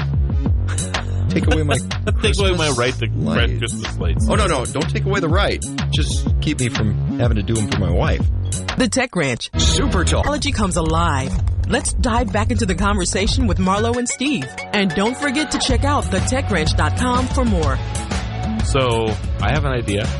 Yes. About the Christmas lights? Yeah. Yeah. So the law should be called Wendy's Law. Oh, jeez. I know it's her birthday, but do you have to enable her anymore? It's like I'm fighting one arm behind my back as it is. Yeah, but she always gets her way. For you, this would be perfect, because then they could just come out and say that there's no Christmas lights, and then you would be okay. Wendy's Law. But I love Christmas. I do too, actually. I gotta have lights. I love the lights, but there are times like this last year where I don't know if anybody even on our block had lights on this year. It was really weird for Christmas. Okay, so when I was former mayor of Bismarck, one of the nonprofits I started, Capital City Christmas, which you know about. Yes. And then Mandan went and copied us. But we put up lights. We took the lights down on Thursday. Just ahead last of us. Thursday. Yeah, it was colder when we took the lights down than when we put them up. It would be wonderful if there were a way to just put them up and leave them up. Yeah, I agree. Technology could do that. That is true. You could have robots out there doing this for you. You could have just transformer decorations, so it would transform from Christmas to Easter. I love to Transformers. 4th of July. We should create a transformer decoration for light poles for cities. Starring Josh Duhamel? Push a button and it would just change to an Easter egg. Oh, I like that. Yeah. And then you push another button and it's now a flag. 4th of July. I'm actually thinking this isn't a bad idea. St. Patrick's Day. People should just listen. We should have people who want to start their own businesses just listen to our show because we come up with 10 different ideas every week. Yeah. I'm just saying. You don't write any of them down. Well, that's what we have Lacey for. Oh, yeah, people. I forgot. People. She's over here writing everything down, so and she's like, that is a good idea. How could we do that? We could get some 3D printers and start making... And mount them on every light pole. Every light pole. And what I love about this is that we get more remote controls. We can have one remote control for every light pole. Oh, no. I used to be that guy. Did you have a remote control boat back in the day? No, did not have. Remember those? Remember the remote boat? Remember I played with dirt. Oh, yeah. Put a little water in there, you got mud. And if I found a stick, it was a bonus. So if you added more water, then the stick might float. That's true. I never tried that again. Remote boat. You remember those? Oh, of course. Yeah, the little contraption that held all these remotes. Because back in the day, we had a remote for everything. Yeah, I remember back when TVs were clickers. Clunk, clunk. And the channel changed. Did you have clunk. Did you have a wired one ever?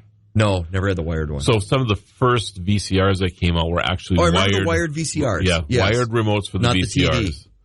Unbelievable. I mean, you think about that technology. You wouldn't get up from your lounger. You would just have this 40-foot cord running through your living room. See, I thought that's why people had kids. That's what I thought because too. that was my job. I had to get up and turn the channel. It was the great. To which one of the three would you like me to turn it to? It was the great motivation. Modification. What the heck is that word? Motivation to have children. Mortification. That's probably a better word. I yes. like that. Yeah. Well, I thought I was the remote. That's funny. That is so funny. All right. So, anything else with the fixing of things, Internet of Things? Oh, I was going to put. I'll try to find that job posting. Do you know what a DOS attack is? No. So and I know you know what DOS is, right? I mean it's an operating system that was, and actually still is in there. Was that the one where everything was green? Well, it was basically, it's the code. I mean, you would type the commands in the DOS. But it's commands. old. It's back when. Well, yeah. I remember back in my I think it was 5th grade computer programming course because that's when we got to build that green tank, the geodesic tank, and blow things up, which was really. Kind of Tron-ish. Yeah. I remember that. Movie Tron. Yep. The original, not the but it was kind of like that, and you could go, and it was based off of DOS. Yeah. And DOS is still around. I mean, it actually is still in your computer. It's kind of a foundation. Well, it's computing. The code. Yeah. It's just the code, and then you have a GUI, graphic user interface on top of it, which is, like the Windows 11 experience or whatever. I was thinking cookies all of a sudden for some strange reason. Yep. But anyway, a DOS attack is actually a denial of service attack. Oh. So, like National Day Calendar, for example, we deal with this on almost a daily basis. That's a DOD attack, though, isn't it? Denial of days? That's pretty funny. Yeah. Yeah. So because our site is so popular, for those of you who don't are at home and don't know this, Lacey laughed. She did laugh. She laughed. I seen her smile. Yeah, she giggled a little bit. But denial of service attacks mean that you are bombarded with so much traffic that your servers can't handle it. It's an overload. That's exactly right.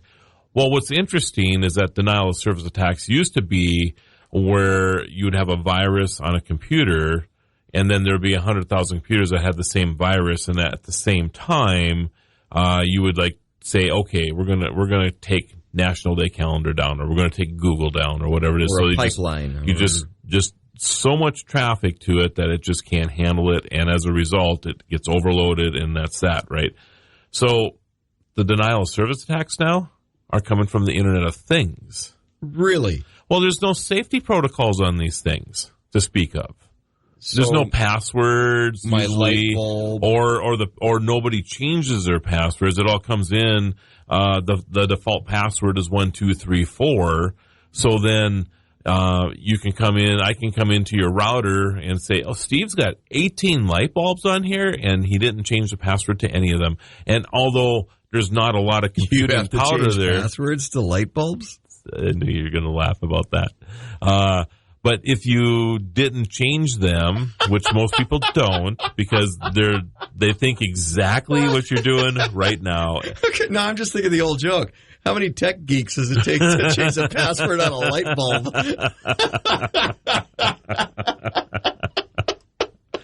That's an old joke?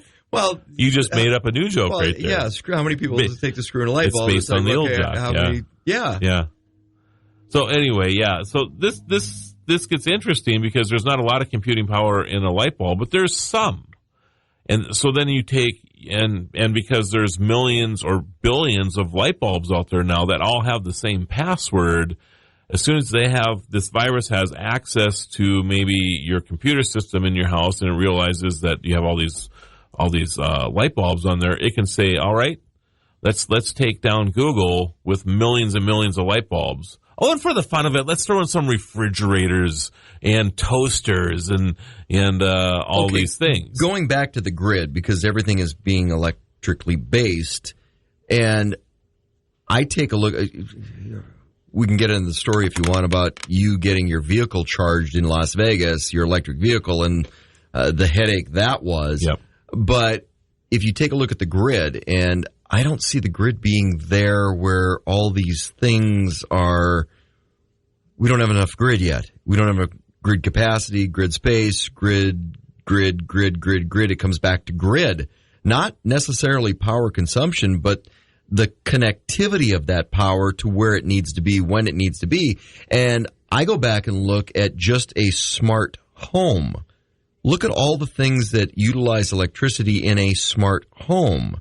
And forget about crashing a grid because everybody's charging their vehicles at the same time. Just think about your smart light bulb and your smart, because now you've got the power consumption, which granted a lot of the LED lights reduce power consumption significantly, yeah. But the intelligence of that connectivity of that light bulb, that needs power too. So it's kind of like your refrigerator or your stove or your microwave or all these smart devices. Do you have a new television? Within 5-6 years. Okay. So have you noticed that it doesn't actually power off? Right. It just goes to standby mode. I mean, you turn it off, and then the little red button shows up down there. Yeah. But it's not really 100% off. And I put a piece of tape over the camera. So. Okay. Good for you. And the microphone, too? Yes. Tinfoil? No. No hats. Okay. I was just thinking around tinfoil around your TV. Okay. But, does that work? I've heard. The crackling noise really defers the Chinese from listening. So it's hard to get stereo that way. Yeah. Everybody, please don't put tinfoil around your TV. Yeah, we're kidding. TVs. We're not kidding about the fact that people can listen to your TV, though. Or the hats. But it's still. Still. But the grid side of stuff. Yeah. I mean, when you're looking at all this connectivity, that's a huge drain on the grid. So when you're looking at a grid system that shaky at best, especially in population centers, then what does that mean from a connectivity perspective, from a smart home perspective? Because, an LED bulb saves a lot of electricity, and I could have 20 light bulbs where I could have on that 10 amp circuit 6 before. So, I can get more illumination. But now you're talking smart connected devices, light bulbs, that connectivity takes electricity as well. It does. All of it takes electricity, and we're using more and more electricity again. We had that curve, that straight up curve we had for 50 years, slowed down a lot for the last decade, and that's because of the conversion of 2 LED light bulbs. And that conversion was so great that it actually leveled the electrical consumption of this country. Right. But now it's starting to go back up again.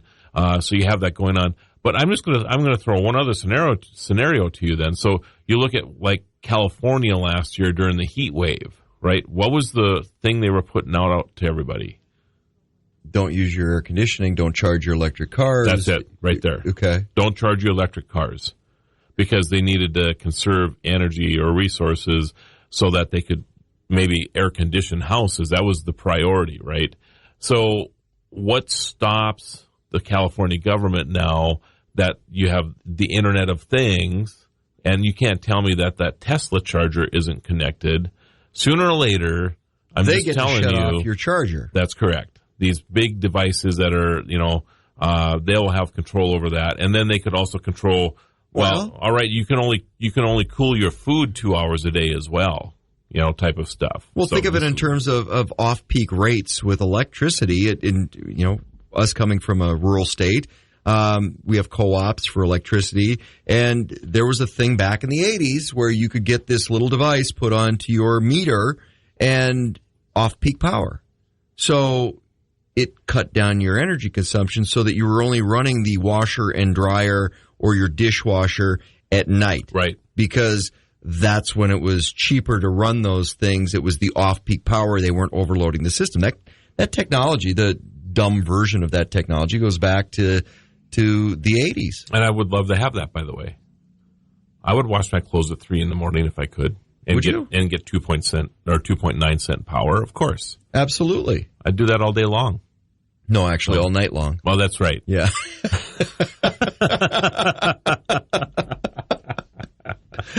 Oh, my goodness. Yeah. So, but when you're looking at the power consumption with being connected and everything connected, I don't think we have a solution to that yet. I 100% agree. And I'm gonna weigh in right now and say that the only solution we have. You were in Vegas partying for a weekend. Maybe you shouldn't. No, I shouldn't weigh in too much. Yeah, wait a week or two to weigh in. But I would have to say that until the power consumption needs are increased, or the power consumption generation is increased, then government will step in and make decisions. Well, especially in states like California or New York or whatever, high population centers. Chicago is notorious in the summer. There's a lot of people that perish in Chicago because they'll get a heat wave and people will die in their homes because they don't have electricity because of a rolling brownout. Right. That's a big concern, because when we don't have the electrical needs to meet, there's that sweet spot of enough generation and enough output for what all's connected. And if we don't have that power side of things, people die. Well, and if it's a choice that you have, I choose not to die. Right. But, you have power coming to your place, so you're going to leave the air conditioning on, right? And you're going to charge your car and all this other stuff. But there's other people that are not able to do that because they don't have power because you have power. So who's making the choices to... Well, and that's the part of the problem with the grid is, in going to some of the green energy, is it's not shiftable. Right. The Tech Ranch. Super Talk. Tech Ranch. We're thrilled to have you with us as we continue exploring living with technology alongside Marlo and Steve. So we've referenced smart grid technology a lot. I do that a lot. And this is actually an area you play a lot in. Yes, energy sector. So, before we really dive into smart grid technology, why don't you give us like a baseline?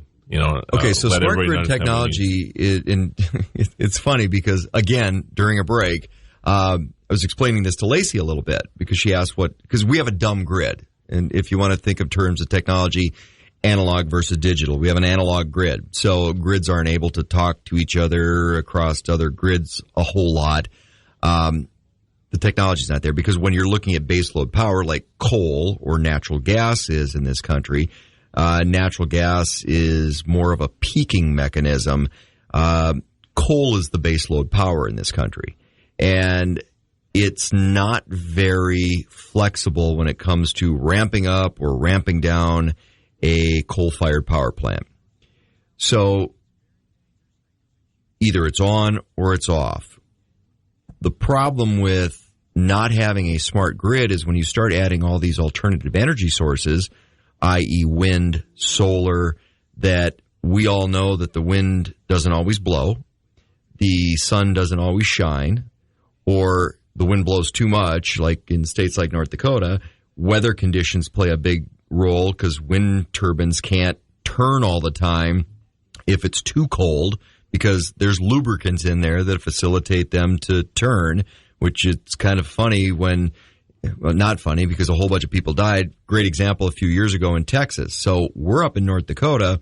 We had rolling brownouts in North Dakota because the grid wasn't flexible enough to get power down to Texas when they needed it because all the wind turbines stopped because it was either too cold, the lubricants froze up, or too windy. They didn't turn. They actually had a lot of damage down there. So not having a smart grid that can flex energy from different places in the country seamlessly, that's a problem. So now we have a dumb grid that we're trying to put all these innovative energy sources on that grid. We don't have the flexibility for it. So, great example, Texas, long way from North Dakota, we had brownouts in North Dakota because of what was going on in Texas. But we were trying to help them from here. Right. Which is why that was caused that way. But right. But if say you have a surplus of energy, and actually what helped out Texas was that a lot of energy came out of Mexico. Because I know a bunch of energy brokers, and they were scrambling like crazy to source energy out of Mexico to get into Texas when that crisis took place. But we don't have the ability to take energy from a South Carolina and get it over to California when they're having their notorious rolling brownouts. We don't have that flexibility from microgrid to microgrid because the grids are in sections. We're sectioned off in this country, and trying to get it from one side to the others, we just don't have that technology. That's where smart grid technology needs to come in, and we're not there yet. So I know sometimes, you sound the alarm on a lot of things before I do, and that's okay. I live in more, I tend to be more optimistic about things. Marlow land? Maybe. Yeah, I live in my own. Okay, I'm trying to figure out if that's more like Candyland or Chutes and Ladders. Yes. It's somewhere between the two. And again, we were talking about this earlier about it's good that we have these conversations, but I wonder if we had everything connected, are we more vulnerable to attack as opposed to what being sectioned off like we are? So it makes it really difficult for cyber terrorists, for example. If they take out California, that they can't take out the rest of the country. Right. Because they're not all connected right now. Or they're mildly connected. But I would hope that there's a lot of stopgaps put into that. But I look at the limiting factor for all the technology that we've got from take a smart home technology. And everything's shifting over to electricity, right down to mowing your lawn. And if we're putting all the eggs in that basket, the limiting factor to that is a dumb grid. Not having the flexibility to source electricity when it's needed, because we also don't have the storage capacity. If you don't have storage capacity, you need the capacity to be able to shift it from where it's needed to where it's needed. That's smart grid technology. I see that as a limiting factor for technology in general. I off to the races. I want to run down that road, but you reference rabbit holes that we go down a lot quite often, and I think that potentially is a big rabbit hole. So I'm just going to give you one scenario here. If we were connected across the country in the way we should be with a smart grid, I'm assuming we could take advantage of the time change. Right. So that when it's becoming light, on the East Coast and energy consumption drops a little bit. That's part of having a smart grid. We can push that 3-hour difference to California. Yeah, what's your peak time? Is it dinner? And vice versa. Well, breakfast? Dinner, yeah, exactly. Lunch? So you could take those and spread that out a little bit because the peaks across the country are at different times. I mean, they're at the same, maybe at the same time, but there's hours difference because of the time zone change. If any given time's 4 hours difference from the East Coast to the West Coast. If you want to include Canada, 4.5 hours.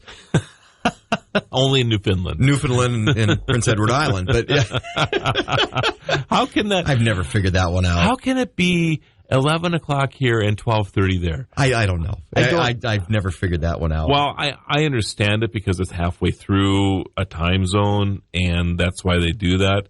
But they do their own thing up there. Please put it so that it's at least easy for the rest of us. You can't even blame the metric system for that. I can't tell you how many times I've had meetings with people in Newfoundland, and I'm always a half hour late. Why are you talking to fishermen? Well, they have some cool stuff up there. Really? They're not all fishermen? I know some people who are on high tech up there. Yeah, but yeah, I mean, it'll just come across at like 2:30 especially if they set up the meeting, right? And I'm like, we're near the border. I struggle with the central to mountain time zone change half the time. Which means if it comes in at 2:30 there, it means it's 1 o'clock here. So. I'm serious. This is exactly how this is. And so it comes across at 2:30, and I don't even think the calendaring system I have even understands what is going on with this. How can it not just be an equal hour? Oh, wait a minute. Wait a minute. I just figured this out. Yeah. This is an entirely new market share for you, Marlo. I can't National wait. Day and a Half calendar. Entirely new market. For those that live in Prince Edward Island and the Newfoundland area. I believe there are a couple other things like that across the world where they're at the half hour too, but they're the most notable ones, of course. Yeah, it's our Canadian friends. I just love it. I love the uniqueness. I remember when they came up with the toonie. Yes. To go along with the loony. Come on. Ohio. They do have pretty money. Ohio at one time, they do have pretty money. Not worth a lot. 22 time zones right in the same state. Oh. Can you imagine that? But none of them were a half hour. None. I don't believe so. I think they were all in hour increments. Yeah. An homage to our friends in Canada. Don't quote me on that, though. Yeah. Time zones. We should talk about that sometime and why we have them. I think that'd be fun. Well, when you're looking at just Ohio is fascinating in its own right. We should talk about that. Let's talk about that when we come back. All right, fair enough. If you have any questions or want to suggest topics for future shows, visit thetechranch.com and send us your thoughts. You can also listen to past episodes and watch exclusive interviews not featured on the radio show. Be sure to follow Marlo and Steve on social media by clicking the links at thetechranch.com. Until next time, keep exploring the world of living with technology. The Tech Ranch. This is Outdoor Issues with Neil Roberts and North Dakota Game and Fish outreach biologist Greg Gullickson. Finally, some warm weather. A fast melting of the snow. That's the good news, I guess. But with that, Greg, comes some fast melting snow, and that causes some issues, right?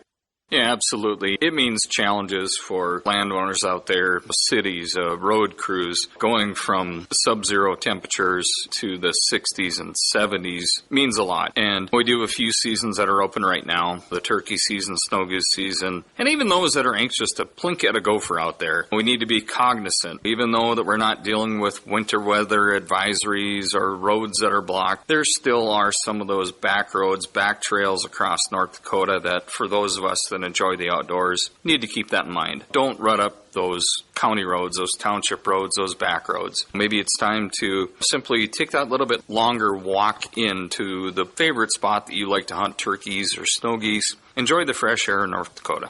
All right, good stuff, Greg. Hey, more on our late spring when we come back. At Slim Chickens, there's a reason we hang guitars on our walls and play the blues loud. The same reason we only serve 100% all-natural chicken tenders, because that's the way we like it. There's a reason we treat you like family and serve food just like you would at home, because you deserve to have it that way. And there's a reason it's made fresh when you order and served hot, because that's our promise to you. Slim Chickens. Fresh, delicious chicken. Nathan and Emily Spickler present the Spickler Ranch South Production Sale at the ranch on Monday, May 1st at 1 p.m., halfway between Carrington and Glenfield on Highway 200. Selling are 150 bulls, 30 registered heifers, and 45 commercial heifers, all fully guaranteed. The sale will be broadcast and you can bid live online at dvauction.com. We offer 1,000 mile free delivery on bulls. It's the Spickler Ranch South Production Sale on Monday, May 1st at 1 p.m., 14 and a half miles east of Carrington on Highway 200. Visit SpicklerRanchSouth.com for more information. Talking the melting of snow as spring has apparently finally arrived. And Greg, our wildlife will finally get a break from this crazy weather as well, right? Yeah, that's right. And, one of the things that I noticed was with our sharp-tailed grouse, and we can talk on that a little bit more, there's a great webcast out there right now talking about the way that our department surveys sharp-tailed grouse. Normally, it would have been the middle of March. Now that survey and those strutting grouse out there will be pushed back quite a bit. All right, good stuff, Greg, and that'll bring this report to a close. If you missed one, check us on the website, OutdoorIssues.com. Until next time, I'm Neil Roberts. You've been listening to Outdoor Issues, brought to you in part by the Spickler Ranch South Production Sale by Slim Chickens in Minot, and enjoy a home-cooked meal at Homesteaders in Minot. 145 over 92. 180 over 111. 182 over 100. And I had a heart attack and a cardiac arrest. And then a stroke. Your blood pressure numbers could change your life. A lot of people don't understand, including myself, I didn't, now I do, the impact of having a stroke. My memory is shot. When I woke up, I couldn't speak. Lowering your high blood pressure could save you from a heart attack or stroke. If you've stopped your treatment plan, restart it or talk to your doctor about creating one that works better for you. Start taking the right steps at manageyourbp.org. It's a new life, but I'm going to make it better. I'm coming back. Ask your doctor, check your blood pressure. Brought to you by the American Heart Association, American Medical Association, and the Ad Council.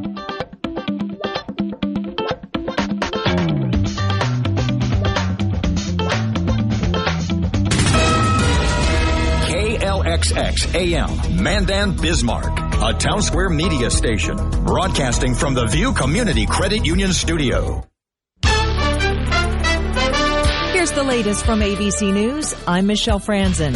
The 2024 presidential race getting a few new candidates this week. Robert F. Kennedy Jr. announced his candidacy for the Democratic nomination, and conservative talk host Larry Elder threw his hat into the Republican primary race. Florida Governor Ron DeSantis has not formally announced, but is visiting states this week, meeting with possible donors and supporters. He spoke at the Utah GOP organizing convention today and described his approach he takes in Florida. We're not doing drama. We're not doing palace intrigue. We are focused on executing our agenda. His agenda includes recent legislation in Florida to extend the so-called Don't Say Gay bill through 12th grade. President Biden, meantime, could make his re-election bid official as early as next week. Tuesday, April 25th is seen as a likely target date, as that would be the 4-year anniversary of his announcement he was running in the 2020 election. Democratic donors are being invited to Washington, D.C. with strategy sessions planned for later next week. The White House declined to comment to ABC News. The president said earlier this month he plans on running for re-election, but did not say when the official announcement would take place.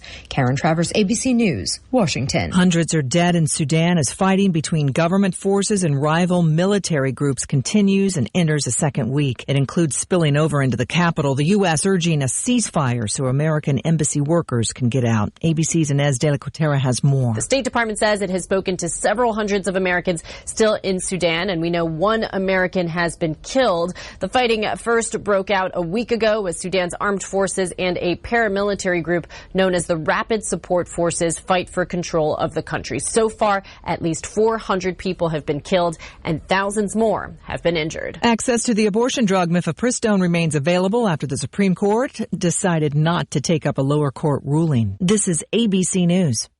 Super Talk 1270, Bismarck area weather. I'm meteorologist Megan Hatton. More clouds than sunshine. A cool and breezy day overall. The high near 40 this afternoon. North wind 10 to 15. Periods of cloud cover tonight. The low around 20. For Sunday, a mix of sunshine and clouds. The high near 45. Sunny Monday, high 49. Looking for a great place to live, stay, shop, and play? It's easy to get to Worthington, Minnesota. It's worth a look. Right now, it's 42. Hitting the trails? Shed hunting? Those that enjoy finding antlers, we have news for you. Plus, we spotlight a nonprofit giving back to active military and our veterans. And we have the outdoor headlines, too. This is Beck with the outdoor show, The Bend. We have dates and a spring must-do now. Be sure to join us on The Bend. Right here, Saturdays following Ranch It Up on Super Talk 1270. Catch the Tech Ranch with Marlo Anderson and Steve Bakken on Super Talk 1270, Saturday afternoons 1 till 4 on Super Talk 1270. Portions of the following program are pre-recorded.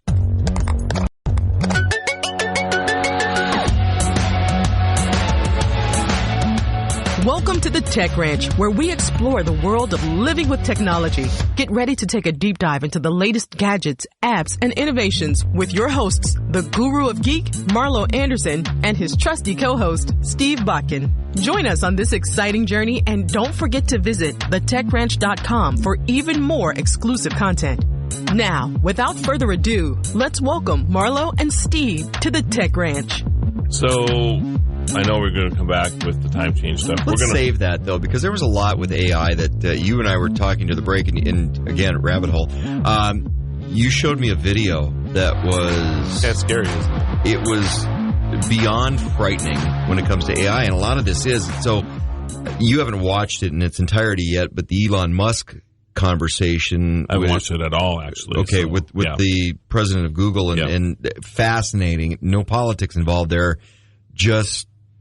AI, and oh my goodness, and it's kind of interesting how that friendship deteriorated over AI between Elon Musk and the CEO of Google, and where he wanted to take AI, because AI started from the Elon Musk perspective as a nonprofit and for the greater good and all.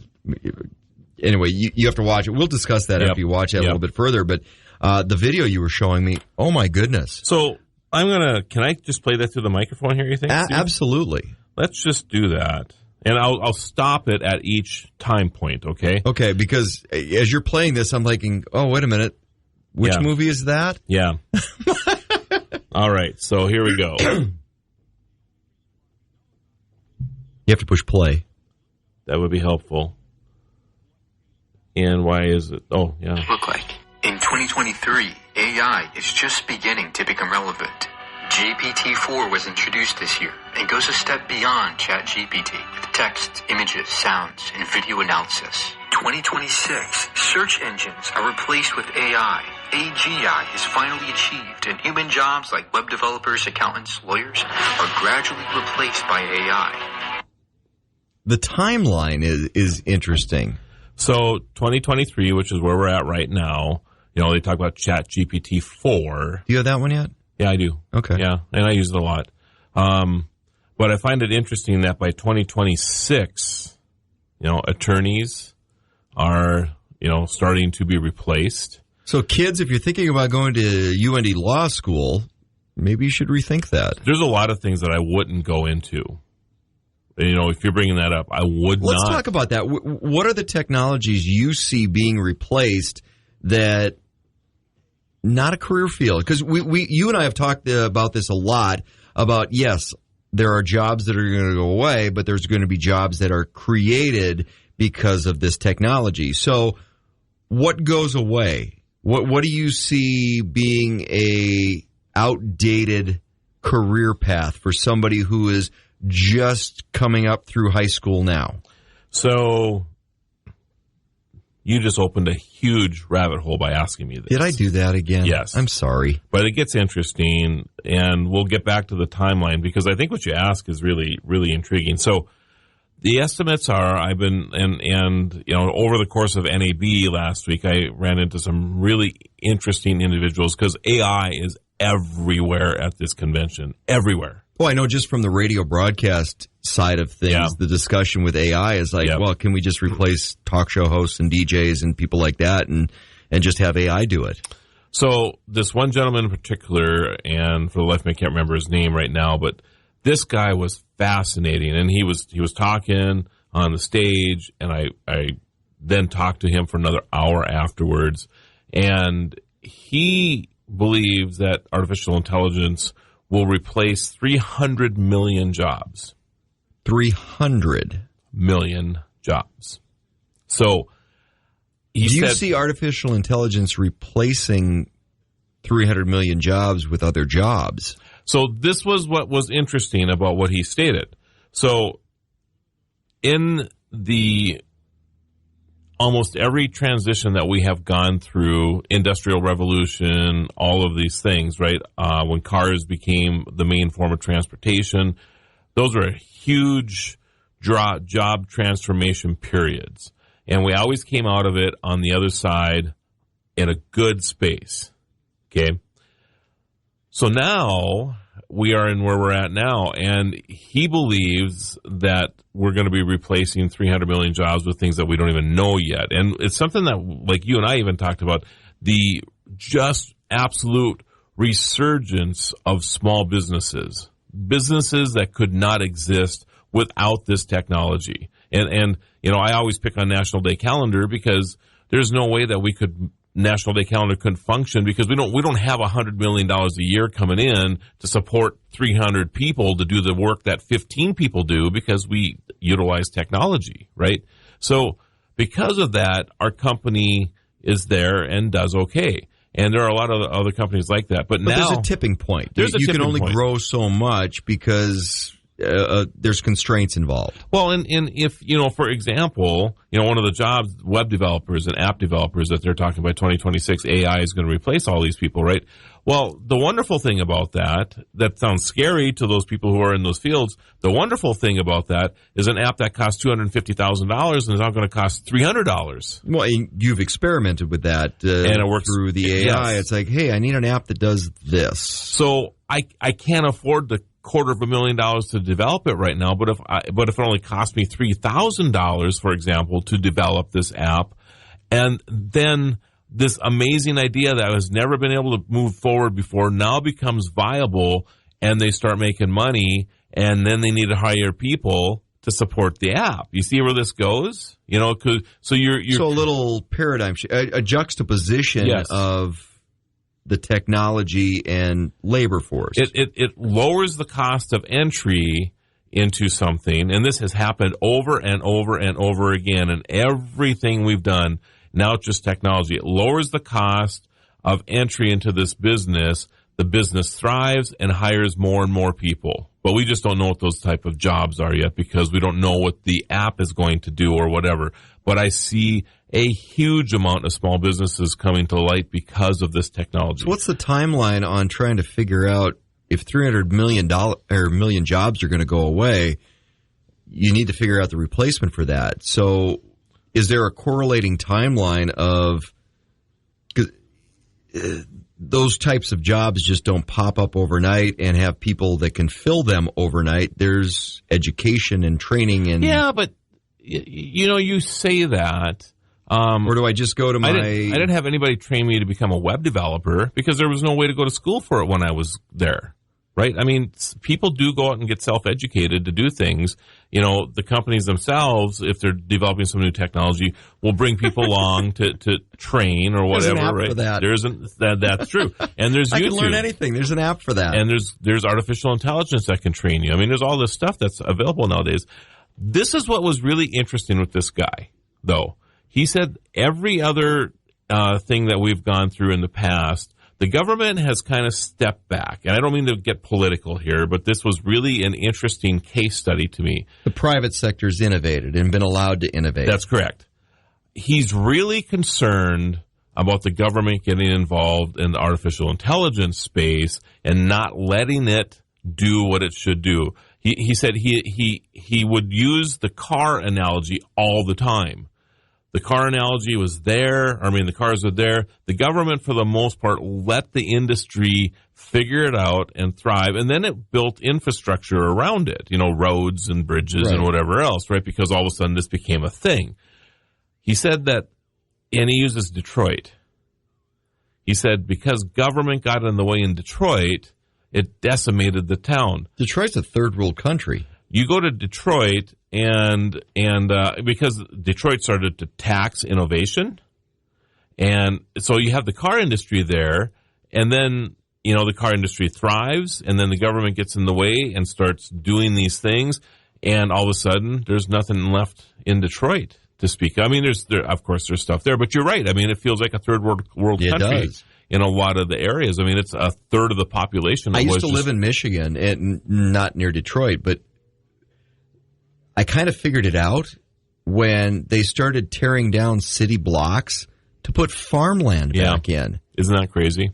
Inner city, because it was that decayed. Well, and at least you get some value. Well, that's what they were looking at is what's the best benefit for the land, for the property value. Well, it was going back to agriculture.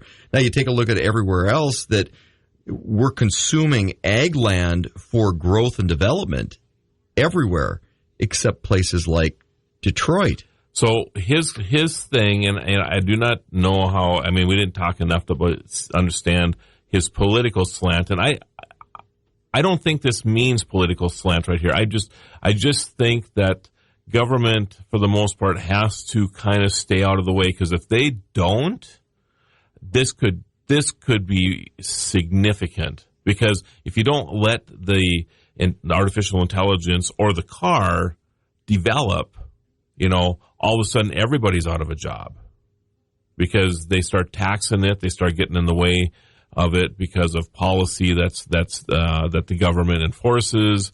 Very similar to what happened in Detroit. So did you get an opportunity to talk to him about, because there's a little difference. There's government overreach. There's government getting in the way of things. There's government taxing things. And that's how he felt about what happened to Detroit. Government just got in the way of stuff, and then the innovation just went elsewhere and killed the town. There's regulation side of things, and government has notoriously has the ability to overregulate. One of the things Elon Musk in the interview was talking about was there needs to be some constraints or some sort of a pause, or maybe we need humanity to catch up to where we're at before we let it continue to go. How do you do that, though? That's a good question. You've just I don't know. The genie out of the bottle. I have no idea how you do that. And it can't go back in because they broke the bottle. Well, and what's driving a lot of this is that because ChatGPT comes out, there were hundreds of other companies that were working on artificial intelligence that feel like they were being left out all of a sudden. So they raced their products to market, because for them, I mean, if you have $50 million in your company in research and development, and now somebody's beat you to the punch, you need to get your stuff out there, because otherwise you just lost the $50 million you put into it. So it's about that as much as anything else, the return on investment of dollars. Well, and that's where it comes back to either you're, at that point, mitigating your losses or trying to get out ahead of it so that you can capitalize on where you're at with your technology as well. Right. The Tech Ranch. Listen. Tech Ranch. Get ready for more amazing tech insights from the guru of geek, Marlo Anderson. All right. So the job scenario, our advice, I hope, is going to be taken seriously here. Government, get involved where you need to, and maybe, the 3 rules of AI or something like that, like an iRobot. I know it's a movie reference for you, but there probably has to be something that protects humanity from AI. I just think that we have to figure that out somehow. Well, and we'll get into that as you continue with the video. Yeah, exactly. Because we get to that point where, okay, what's going to protect humanity from AI, which a couple different movie references at that point.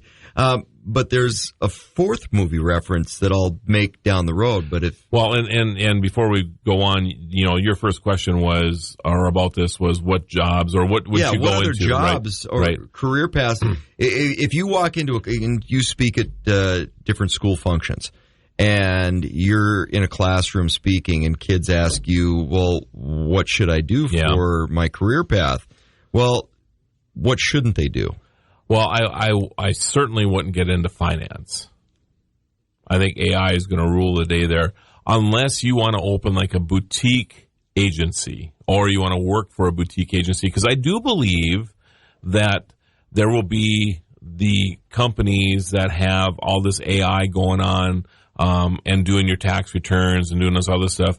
But there's going to be a segment of the population, and I think a pretty good size segment, that won't trust this stuff. And they'll go to the boutique agency or the boutique bank or whatever. But that's going back to the paradigm shift. And like I brought up the cassette tape example. Right. In a few years, people aren't going to know what that was. Right. And it's possible that this will be this way, too. So these boutique type of scenarios are going to disappear. I mean, restaurants is another thing, right? I mean, we have robots that are going to start serving our food, robots that are going to start cooking our food in these places.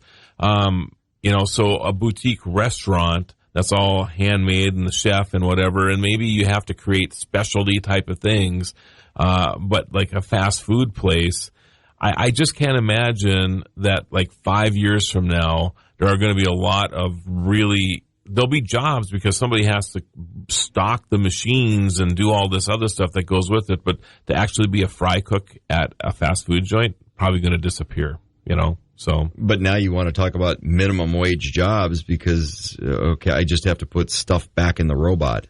Right. But the problem, and this is kind of the government thing going on here too, right? What do you think's pushing that? The minimum wage thing. Minimum wage thing. Because companies like McDonald's realize that in order for them to keep a Big Mac at a certain dollar level, I mean, the comes labor back to price point. It's all price point, and labor is a big price point or a big point or a part of that operation. If they can't afford to have people at the counters taking orders because now they got to pay them $18 an hour or whatever and you it is. see that already because there's everywhere kiosks to order everywhere. So these places, these states like California, for example, that have mandated these high minimum wage scenarios, and I understand. You get into it and you understand why they're doing that, but you can't afford to live in LA unless you make $200,000 a year. The macro and microeconomics involved with the reason why somebody has to have a $25 an hour minimum wage job because of the cost of living in that place. That's an entire show. Show itself, But McDonald's wants to be consistent across the country because the Big Mac costs $4.99. I don't know what a Big Mac costs. I'm just making that up. But if it does, and they want to be consistent with that, they can't anymore because they're dealing with these economies in these different places, and they're being forced out, or they have to change. And so they're going to change. That's what's going to happen. They are literally going to change. Could you see a McDonald's commercial? Hey, the new Big Mac, blah, blah, blah, blah, blah, blah. And it's $4.99 here and $12 here and $8 there. From a marketing perspective, that's a nightmare. Absolute nightmare. And they've built their whole company on consistency. It's the same hamburger, same French fries, same price. Yeah, and the same amount of time that it takes to go through the drive-through. That's one of the pieces of that. Yep. What other places should you not look at career paths? Yeah, I suppose legal. I think that's really interesting, what's going on in there. And probably other service type of things like that. So if you're a writer, editor, things like that for editing a book, I think that these type of jobs, you're going to just drop it. You're going to drop your manuscript or whatever into AI, and it's going to, within minutes, come back with your corrected manuscript and probably suggestions for changes. Why do I know this? Because I've already done this, and it works pretty good. I put my original content in there, comes back, and it suggests these different things. I mean, it's just incredible. One of the places, part of when AI and ChatGPT came out, and it was the time of the year, ramping up to tax season. It's like, okay, file my tax return, taking every break within the tax code to keep me legal that possibly I can get every penny back I can from the government. Yep. Okay, done. Yeah, that's exactly right. So you bring that up. So one of the things I wanted to talk about with artificial intelligence is what's called AI agents. This is already a thing. So you task your AI through the agent. This is my W-2. These are my expenses. You put all this stuff in there, and then you just ask the agent to prepare my taxes for getting me the biggest return possible. And the agent then will start to prompt, like ChatGPT or whatever, with the questions. This is the information. This is the questions. These are the things you have to do. And it just goes. So that's an actual human. No. This is an AI doing this. An AI, this is like your virtual assistant doing this stuff, and it starts going to work like your personal assistant would, and does all this stuff. And so by the bend time the tax it's done, code just to the point where I'm just shy of getting audited. Yeah. I don't know if it'd quite do that, but if you want to go on a trip someplace, right? So you're going to go to Las Vegas for the weekend or whatever, you like to hike. All right, can you suggest 3 different places I can hike? Can you put together the restaurants that I need to be in that space? Can you do all of this stuff? And then, by the way, go ahead and book all of these things, get my reservations in place and whatever. And within an hour, you will have all this stuff done, and you didn't touch any of it. You're making Lacey nervous now. Well, and you just hired her. She should be. Okay, so I want to go back. Lacey has a job because we have these technologies. So I want to come back to, as an example, the accounting side of stuff. So where's the morality side of, or legal side of, because if you ask ChatGPT to break the law, so it won't do that now. I'm not saying that it won't in the future. Okay, so I want to maximize my tax return, and I don't care, just get it all back and then some. Yeah, it won't do that for you right now. Okay, but that asks the question about morality down the road, and morality is a human constraint. It's not an artificial intelligence constraint, is it? But right now, if you were to ask it that, it would actually come back and state that it is unable to do this because it will, it's illegal. Because it's illegal? Because it already knows. It's unethical. It has the tax codes. It has all this stuff. Yeah. Interesting. Yeah. Nothing I'm trying to figure out how to. No, I'm just trying it is interesting. I'm trying to see where this goes, though, because movie reference, when AI becomes self-aware, and we'll get into that when we get back into the video next. The Tech Ranch. Super Tech Ranch, where technology is our passion. Let's jump back into the conversation with Marlo and Steve. All right. Well, I'm going to try to play the next little segment of this now. So we are.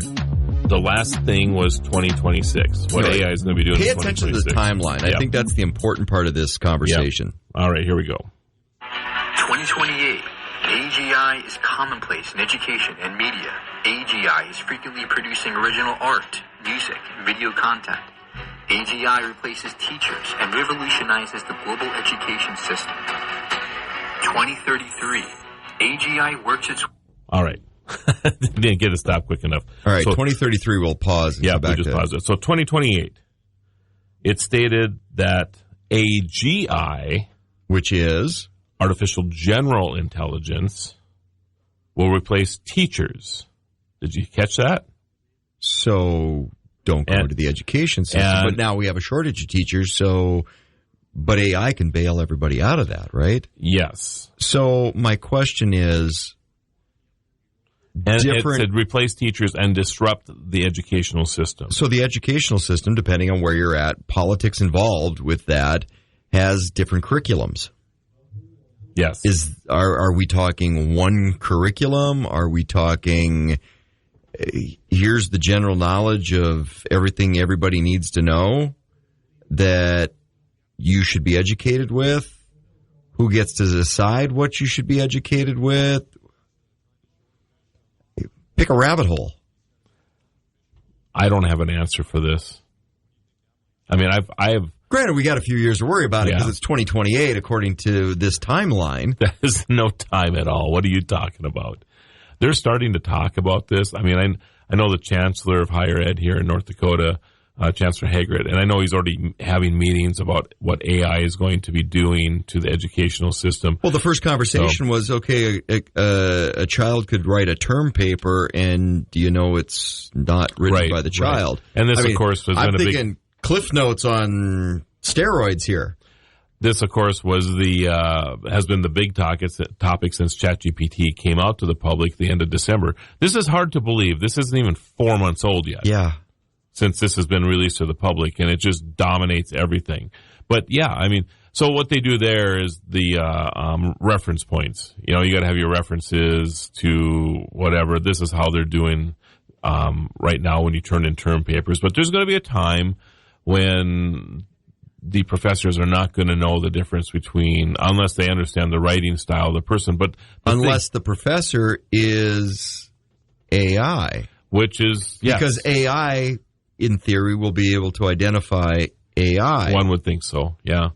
Yep. But you can train AI right now to write in a style. So, and I've done this. I've done, we're writing the style of Marlo Anderson to do blogs for the Tech Ranch. Okay. So then I'll take 3 or 4 of the articles I've written, I'll drop them in there, and then I'll say, now write an article in the style of Marlo about how water bottles, I'm just looking at water bottle here, is filled with water. And then it would write an article in the style of Marlo on the information it knows about how to fill a water bottle. And it's uncanny. It's unbelievable how good it is by doing it that way. So then I'm just thinking, but you have to have a baseline. You have to teach it. So if you're a student that has, already written 4 or 5 term papers, and I'm not trying to, share with people how you cheat the system here, but sure you are. You're about to tell us all. They're gonna figure this out, right? But you could load it up. Then you open up a ChatGPT window. You say, I want you to learn how to write in the style of Steve Bakken, and here are. You could do one of 2 things. ChatGPT can write in crayon? Yes. Wow. Amazing. But then you can either ask it, what do you need from me? Or here are some samples of articles written by Steve Bakken. And then you would just load those articles or those term papers or whatever you've done in there.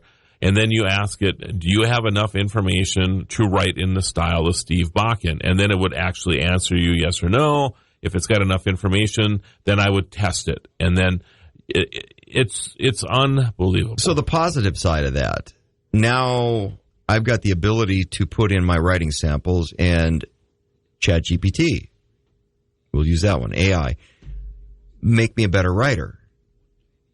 So how do I improve my writing skills? You could do that. The other thing that I think is interesting about this is that what's the number one problem that most creative people have? Focus. Time. Oh, yeah, time. How many articles do you have? That's why you have people. How many articles do you have in your head, Steve? I mean, if you... good Lord. Yes. So if you could actually ask something to write this for you in the style of Steve Bakken, instead of writing one piece every 2 or 3 days, you're cranking out 3 or 4 every day. Oh, I just thought of a space that is very time-consuming and very, very monotonous. Grant writing. Yeah, it could... Because all the parameters are in the grant. That's correct. Proposal, the RFP for a grant, and you could go, okay, write this grant proposal. And I've done this. You have? Well, not with a grant, but with something very similar. And I trained my ChatGPT to do all of this, and it wrote the proposal for me. Technical writing. Technical writing. So grant writing is technical, not creative writing. Because I think there's a difference. There is. Creative writing, it's me, and that's it's a gray area with ChatGPT. And in the educational system, that's a gray area. Technical writing is entirely different because there's constraints on the technical writing side. it's pretty black and white because it's boxy. It's like, right, I need this, and this. It's really a and great that's why idea. it comes back to grant writing. I have some grants I was going to apply, and the thing is I don't ever get to it because I don't have enough time. Right, and it's just very time consuming. It is time consuming. Grant writing and a good grant writer is worth their weight in gold. Yeah, but now you can apply AI onto that, and wow, all right. Ready to move on to the next one? Another company, we could start that. Yeah, we could. Marlowe's Magical Grant Writing Service. Yeah. Yeah. People think I'm a great poem writer now, by the way. Poet and you don't know it? Well, I'm not a poet, but I've been writing these amazing poems. I'll put them up on Facebook. It's a little hidden secret, but it's my ChatGPT. I'll put a little topic in there, and it's all about how you prompt it. How was it with haikus? It was pretty good. Okay. I couldn't get it to write an R-rated one, though. This is why that's it was what just you got a joke. me for. It's like, I'm the king of the dirty limerick. That's right. Actually, you are. I am, yeah. All right. Too many years in broadcasting. This one is here, 2023 now. Its way into robotics, which it makes for itself. AI is embedded into most technology now, from coffee machines to cars and planes. AGI now automates most blue-collar jobs. 2038. All right, so 2033, AI is in your coffee maker. What? So why do you need... I'm so glad I don't drink coffee. Why do you need AI in your coffee maker? To maximize the exact taste to your preference. So I would guess I would say you're right. Yeah.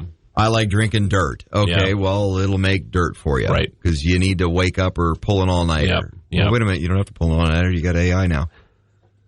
You still have to do that occasionally. But it's talking about by 2033, so 10 years from now. No Marlowe's taste buds. Yeah.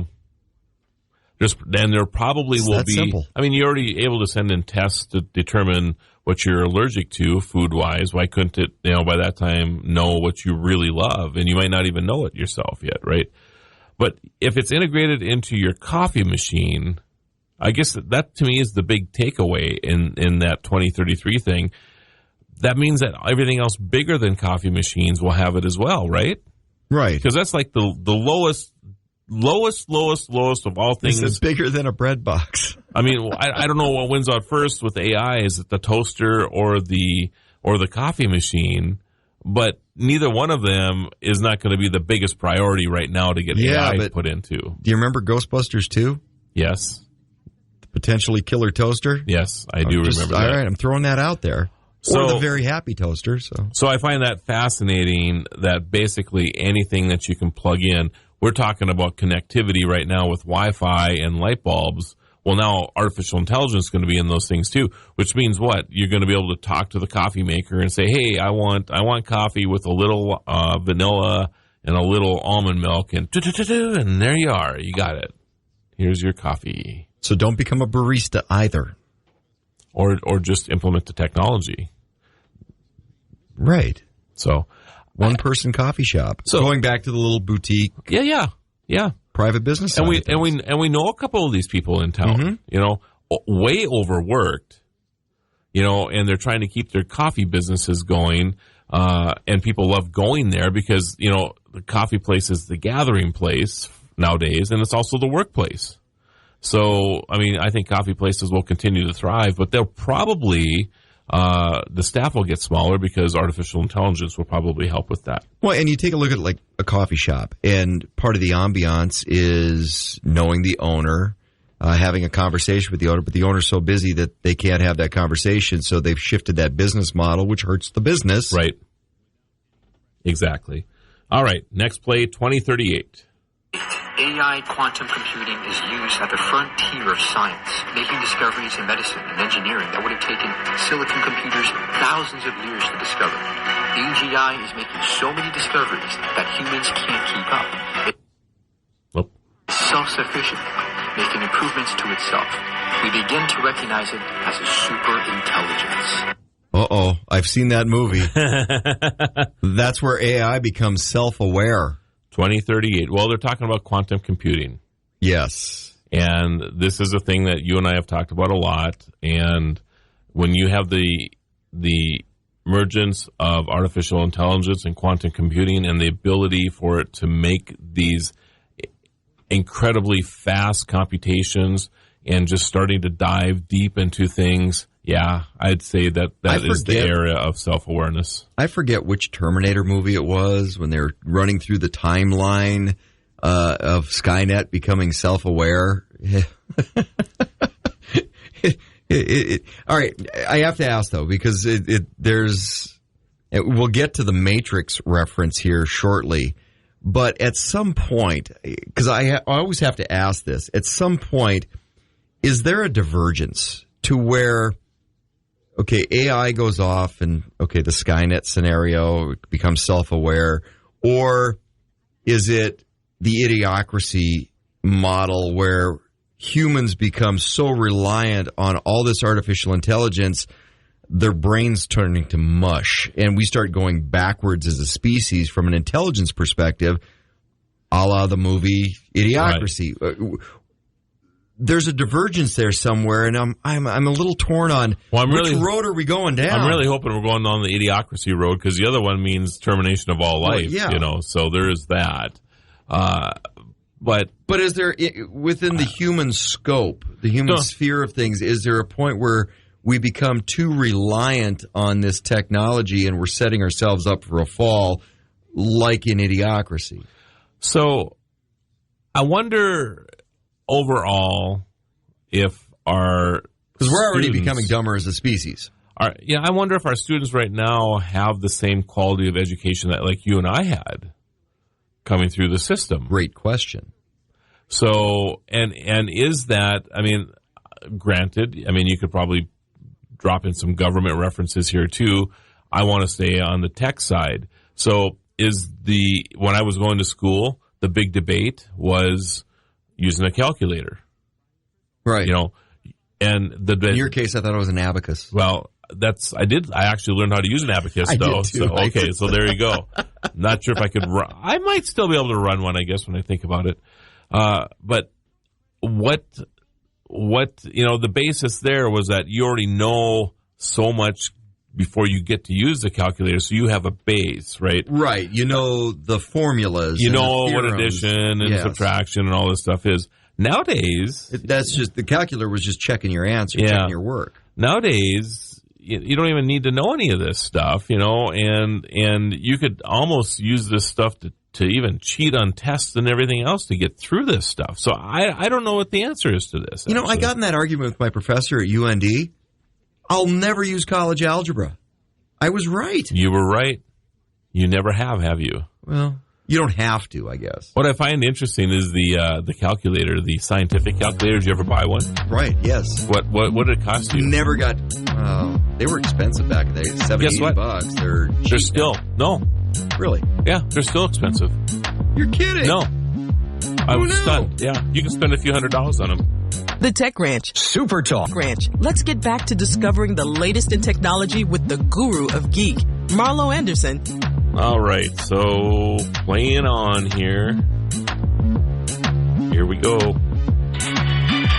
2045, ASI successfully reverses the aging process, extending human lifespans beyond 300 years. Quantum computing AI makes exponential advances in science like biotechnology, allowing the AI to make significant genetic modifications to humans. 2045 was that? Yeah, okay, so now we're talking, humans are broken, so let's fix them.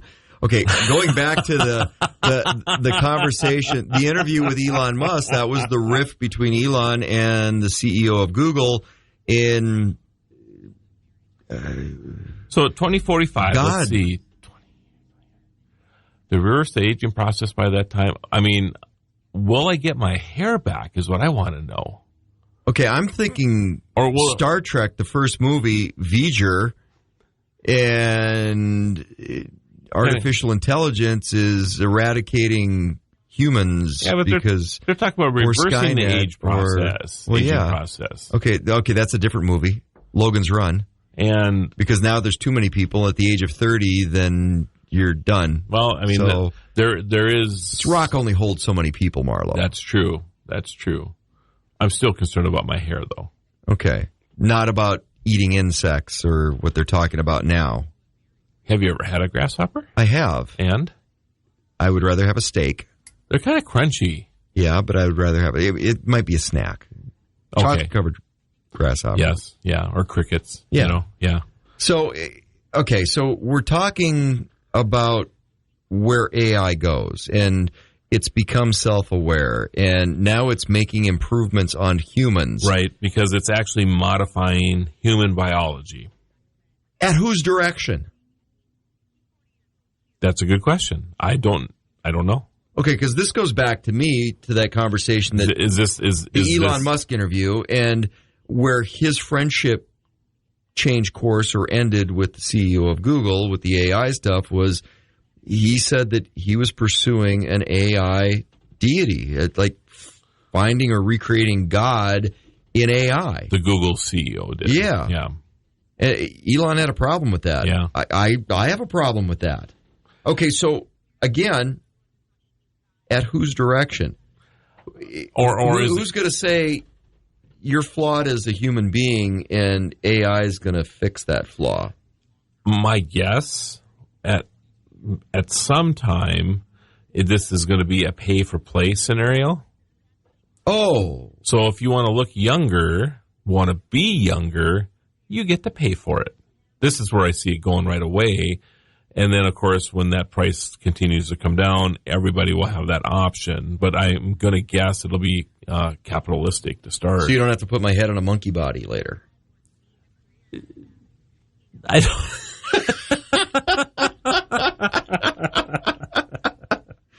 Whatever's broke will just get fixed. I am literally going to use like Dolly and upload your photo and ask it to put your head on a monkey body. At least make it a silver back, please. Okay. Okay, thank you. Absolutely. All right, moving on. 2050, humans live alongside ASI, which reduces the cost of everything to near zero. We reach the age of abundance. Universal basic income is established. Humans live in mostly virtual reality. Universal basic incomes. Boy, that topic was a big deal during the pandemic. It's a conversation today. And back to politics a little bit, there's a brand new Green New Deal, and that's one of the things that is addressed in that Green New Deal proposal. The new one is that universal, there's no wealthy people, there's no, except for the wealthy people that are controlling but a government paycheck. Universal basic income. But it also talks about that it's the age of abundance.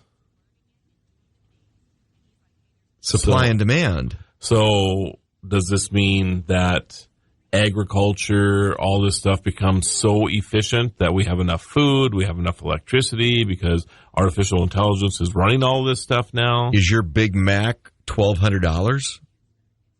Or is it 12 cents? Or is there even a Big Mac anymore because it's not good for you? Well, yeah. There's that. Maybe it's the age of abundance because we're all eating kale. Oh, and they can make a lot of that I hate stuff. Kale. Just saying. I don't know. But, yeah, that's an interesting thing. The universal basic income, 2050. So this prediction is that in basically 25 years that we will have a universal basic income. I'm not going to get into the 25 politics of this. I mean, I don't know how we pay for a universal basic income without having income for everybody. I mean, I don't understand that at all. But if the government's deciding that, well, it's an age of abundance, your universal income could be $1. Right. Because you don't need more than that. Don't need money. Yeah. Yeah, it's interesting. But I want to go to the beach in the winter, and it costs more than $1. All right, 2060. 2060, the first humans begin to merge with ASI. Biological brains become more digital, uploading parts of our consciousness to the internet. 2070, the entire Okay, now we're talking a different movie. Now we're talking The Matrix. Just plug us in. That's what it's saying. Yeah. We are starting to merge now with artificial intelligence by 2060. Our actual bodies will have implants, whatever it is, and we can make him faster and stronger. And he can speak French. $6 million man, and right there. 160 other languages. Just like that. Oui. Okay. I don't know. To me, this really feels like it's where we could go. Yeah. This is just one prediction, but what I find fascinating about this. Did AI come up with that prediction? Yeah, I don't think so. Okay, but the acceleration that what we're seeing here is never before been experienced in anything. No, the pace of technology right now has never been faster. And is going to get faster. That's the thing it is. We just started down the road. Yeah, and there's it's hard to even talk about because I've been in technology a long time, and usually things when they roll out, I mean, it's exciting and all this good stuff, but it usually takes years to implement and do all this other stuff. This AI stuff, I mean, basically we've been playing with it for 4 months now. I mean, on a grand scale where anybody who wants to have access to some type of AI can have access to it. And it's just exploding everything. And because of that, all these predictors are coming out here. So, all right, here's 2070. Dome has been mapped. The entire human brain is able to be replicated and connected to humanoid machines. It's hard to distinguish human from AI. Okay, I've seen those movies too, and those movies are the ones that really scare the crap out of me. Hard to establish humans from AI. So 2060, we're going to be interfaced with artificial intelligence, and in 10 years, according to this prediction, it's going to be hard to even distinguish the difference between the two. Are we a species anymore? That's a great question. Because if artificial intelligence is aware of itself and now integrating into our bodies, I mean, are we AI or are we human? I guess we'll find out. And that's a wrap on another fantastic episode of The Tech Ranch. Remember, if you have any questions or want to suggest topics for future shows, visit thetechranch.com and send us your thoughts. You can also listen to past episodes and watch exclusive interviews not featured on the radio show. Be sure to follow Marlo and Steve on social media by clicking the links at thetechranch.com. Until next time, keep exploring the world of living with technology.